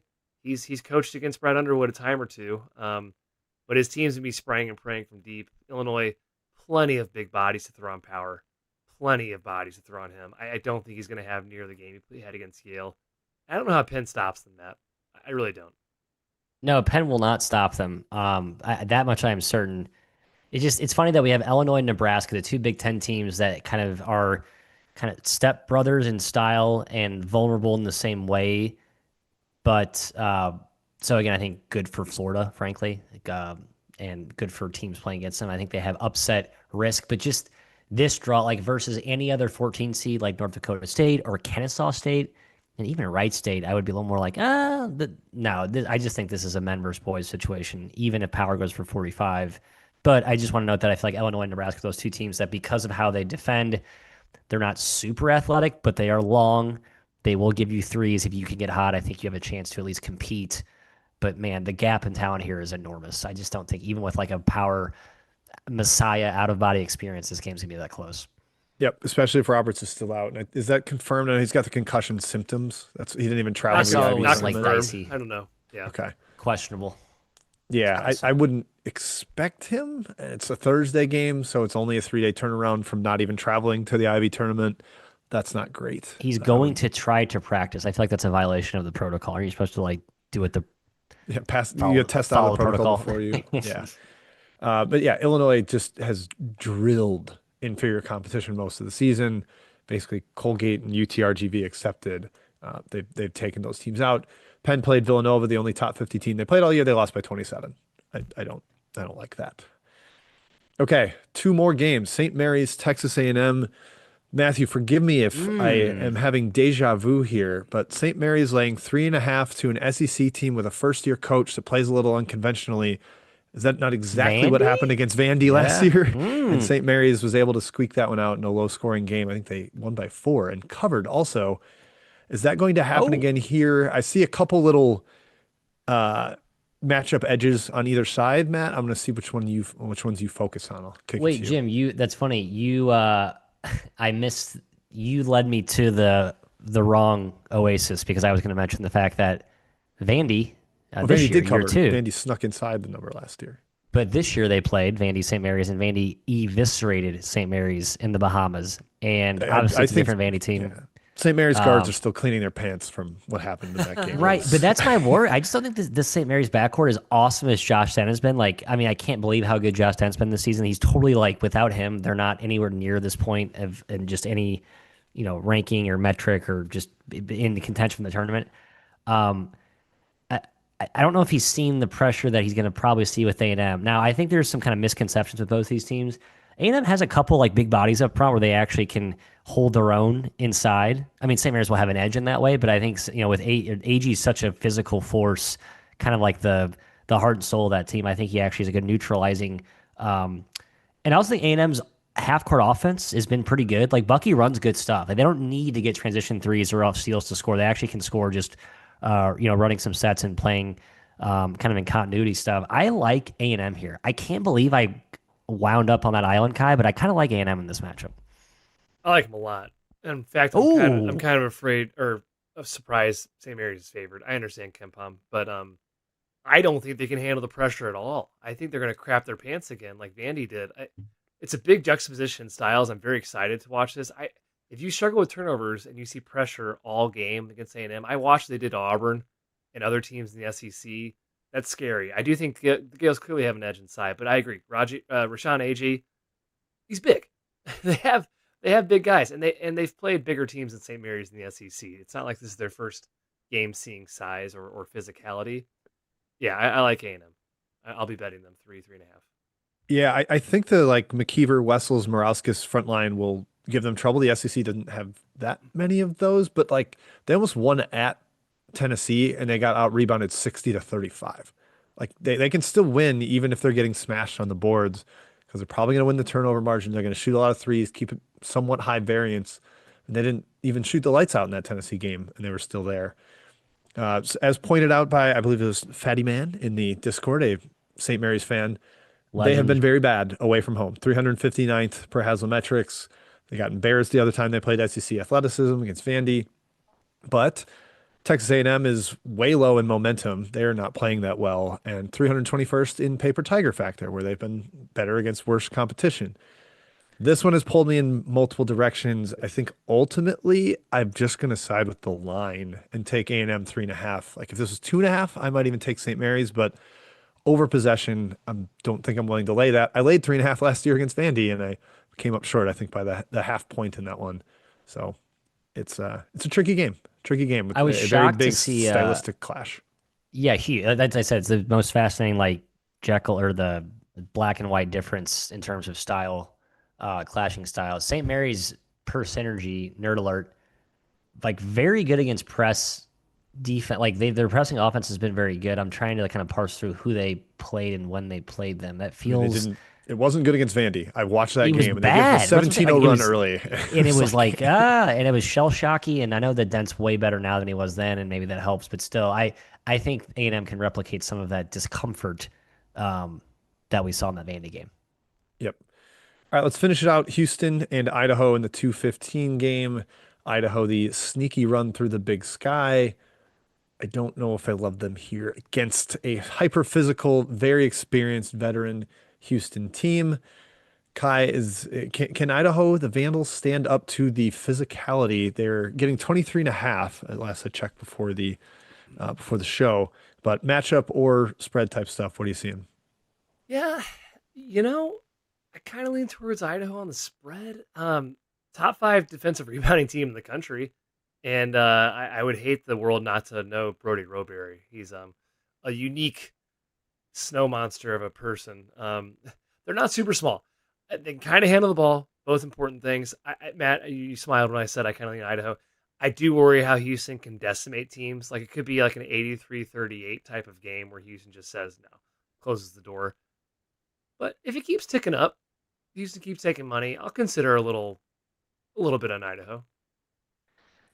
So Alex Pribble is an awesome coach. I think when you turn on the TV and you watch this, you see Idaho for the first time. Just not a get off the bus team. They just aren't. No, they are Like not. they are not. And I love them. And again, great coach. It is very much a Big Sky basketball team. And it's funny. Like this is the one version of Houston last 6 or so years where I'm like, oh, maybe Houston gets a little too cute and takes some tough shots, and they kind of, mess around. Like this is a Houston like of the old like dominant interior Houston team. I think Houston wins by 50 with 100% certainty. This year, I feel like they win by 50 with like a 75% of confidence. So that's where I'm at, Jim. I probably Still won't very bet it. strong conviction, but not all the way. Yeah, I think I lean Houston. I don't know. Idaho can play up a little bit with the physicality because of Roberry. He's so big, but I bet he's going to foul out in like 16 minutes or something. I think he's going to struggle to stay on the court. Idaho fouls a ton. And interestingly, Kai, Idaho number 5 nationally in defensive rebound rate. They're number 4 in the Big Sky. They weren't even like Oh, weird. that good. Yeah. Right. Yeah. Look at their non-con. They played a lot of like just terrible. Rebounding's a deceptive stat. So is turnovers. I would Because it's implore not rate people to dig adjusted, or deeper. yeah, it's not Exactly. opponent adjusted. That's Very what I mean. skewed. Yeah, uh, Big Sky isn't quite like Mountain West, but I typically want to lean towards fading them. The elevation teams, when they get to no elevation advantage in the tournament. This game is being played in Oklahoma City. That's not a super edge or anything. Lean Houston. Let's do region picks, fellas. We've got Florida, got Houston, Illinois, Nebraska, Vandy. What are you thinking, Kai? We'll lead off with you. All right, we can lead off with me, Jim. By the way, Carson Tout, best rebounder in the country, 15 rebounds against Idaho in the game they played against him. So, You love Carson Towne. I wouldn't say Who touts him? that. I've seen him shoot a free throw, so I don't know how you can love him and watch that. Okay, this region, Jim, I had a hard Florida. time between Florida and Houston. I choose Houston every year. I'm gonna choose Houston again. Houston over Florida. Oh, get on board. Matthew, I'm taking Houston too. Home court advantage, revenge from the national title Yeah. game. I think they can pressure Florida's guards a little bit too much. It's going to be tough. I do have the Gators getting there, though. I think they get some nice, much needed revenge on Vandy after Vandy spanked them in Nashville. Yeah. The biggest mistake I'm making is not learning from my past mistakes, which is teams that can't shoot. Like, there's nothing worse than knowing that you're putting your chips on teams that can't shoot and they're just bricking shot. Like St. John's last year. Yeah. St. John's can be a little bit this year. Florida, like frankly, like I know they got a little hotter when they got hot late, but like still those guards, I would love to play on that team with just the open shots you get, and they still You're don't just shoot. Desperately hoping that Klavjar is the one shooting at all Just times. someone make a fucking shot. Like holy shit. So yeah, I worry like they play Clemson round 2 or Iowa round 2. They just like pack line and they're 10 of 40 from 3 or something. But no, I'm going with Florida. Momentum is real, depth is real. I still believe in. There's no way stubbornly that Lee and other Arkansas guard who I'm blanking on right now, Flan. or Klavzar or Brown even are going to just be ice cold. Like, but again, that has got me in trouble before. I'm taking Florida. All that said, and I think they win a road game against Houston in the Elite Eight, which is in Wow. Houston. Okay. There you have it. All right, let's do quick national title picks then. I believe my final four was St. John's, Houston, then the 1 seeds, Arizona and Michigan. I'm going to take Arizona over Houston in a rematch of the Big 12 title game. Poor Houston comes up short again in the national title stage. Kai, what do you got? Yeah, I had Duke, Michigan, Houston, and Arizona in the Final Four. Michigan over Duke, like everyone thinks. Revenge from the game in DC. I like it. Yeah. Florida over St. John's, We're going back to back, he says. He said and he then didn't learn from his mistakes. Michigan over Arizona, and then Dusty May cuts down the Nets because he's the best coach in college basketball, and Indiana should have hired him a year ago. That's all we have here from tonight's program, Kai. Do we I want to think I like had- recap anybody's favorite bets? I'm gonna just one more time call out my favorite first 15s.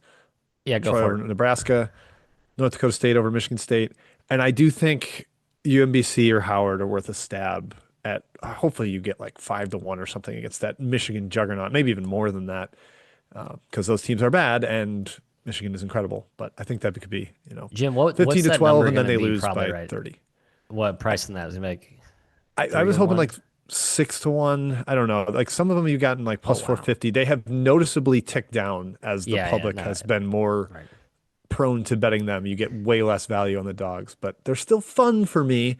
And I'm betting those more for fun and hope of a celebration than I am Yeah. for, my expected value on this bet is incredible. So yeah, I don't have that. Kai. What? Locks. Any favorite wagers? Profound takes. We don't have to What? quite do like best bets from the round. Bracketology Okay. takes. Yeah, I had Underseeded. Vandy. Underseeded. yeah, I do like Northern Iowa and and Troy for the bigger medium dogs. I hate to say Mizzou, but I did take Mizzou at 2.5. I think that's a strong bet. I like UMBC in the opener. Michigan A&M. Yeah, I hope all those don't lose. That'd be horrible. That'd be very disappointing. Yeah, Troy, I like a lot. As Kai mentioned, I actually really like TCU. I know it's in the face of my Ohio State brethren here. I think it's the first game of the day on Thursday, so old Jimbo probably starts 0-1 as per every single NCAA tournament. That's the way it goes. Um, I hope we get the Wisconsin Arkansas game so I can bet Wisconsin. Purdue to blow out Queens or at least score over their team total. And anything else that really, really stood out to me? I don't know, Matthew. Northern Iowa is I just probably a think good call. the storyline under to in that me, game. general storyline take is the one seed dominance. But like, if you really dig in, it's like, okay, Duke a little bit shorthanded, Michigan without Kaysen, There's enough Florida. There's enough vulnerability like for hope. right. That It's for not, hope if yeah. you are. I don't know. I guess you're rooting hard against the one seeds. Like the one seeds are like the Darth Vader quartet of whatever. I don't know, but Yeah. they are clearly analytically like probably the strongest relative to field top four seeds we've seen in a while. But there is like you pull I back would, enough layers, you can get to some flaws there. I would love a lot of upsets because I'm really tired of the narrative that March Madness is done, Cinderellas are done after a 1 year sample size. It drives me crazy. I I understand know, but talent that's disparity. the reality. That's You the know reality, what? though. You know what? St. It's Peter's, reality. 20-point dogs, like 4 straight games. They're still, it's going to happen. Didn't people say the narrative was going to be like Yeah, there's Billy no good Dickinson. teams anymore after 2024? It And it needs was to be like San Diego Clemson last State, year. Miami, and FAU. The good teams were always advancing. It's about the first and second round where I worry we're going to lose. That's been the We're case going to lose. Right, that's been years trending. and So that's my concern is we lose there's like no first round upsets or fun things. Then the first 2 rounds are just like blah, and then the second rounds are going to be awesome and like more awesome, great. But like the first round's got to be fun too. That's what we're doing. I think it's fun. It's just saw Sweet 16 or Elite 8 long shots. South Florida is one I really like. I think they've got a chance to do it with their talent. Yes, I agree. Same region, UCLA, low tempo game against UConn in the second round. If they get there, have the best player on the floor potentially in Dent. I don't mind that. I could see Troy doing it with Nebraska and Vandy. I don't think that's impossible the way they've played up. And then I Jim. like Hofstra a lot against Bama, and Texas Tech doesn't have Toppin, so maybe Hofstra's one I should throw a dart at. What do you got, Matt? No, my on my watch list of concern is Troy, South Florida, and I'm one other school, mid-major, whose coaches are more than likely going to not be coaching there next year. I mean, Probably Akron, had Gross is in the mix for a couple jobs, and apparently. Akron too. Good call. Coaches who are probably taking a few late night phone calls leading up to the tournament. Travis I just Steele. think that's Travis Steele maybe too. It's just like that's tough. We'll see. Yep, that doesn't a little distracting potentially from the task at hand. Fran McCaffrey ain't going anywhere though. He's gonna be at Penn. He's gonna be at his alma mater. He's on the Took a team scout. to- He's on the 15 scout right now. 15 he's taking. Got the film. By the way, the third committee coach to ever do that. committee did a good job this year. It was the easiest bracket to predict. I think everyone's kind of S in their own D about how good their bracket prediction was. Everybody was good this year. Yeah, I The tweeted I got average 68 gonna out of 68, and I very wasn't even high. excited. I was like, yeah, everybody's gonna get 68 out of 68. this year. Lenardi might have won the bracket. He He did really well. yeah, he did really, really well. Again, conspiracy. I think he gets a little inside information. But All right, that's it, folks. We got through a whole lot. We recorded for over 2 hours as promised. So hopefully that's the fill for the people listening on your flight out to Las Vegas or getting amped up for the games on Thursday. We appreciate you tuning in to this. If you were here live in the chat, we love that. If not, maybe tune in next time. We don't know exactly when we'll record next week.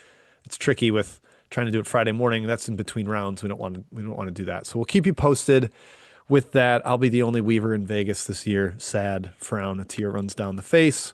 Hopefully get these guys back next year. But that's it. Thank you for tuning in. Hope the breakdown was what you were hoping for as you tuned in. Enjoy the madness. Cheers.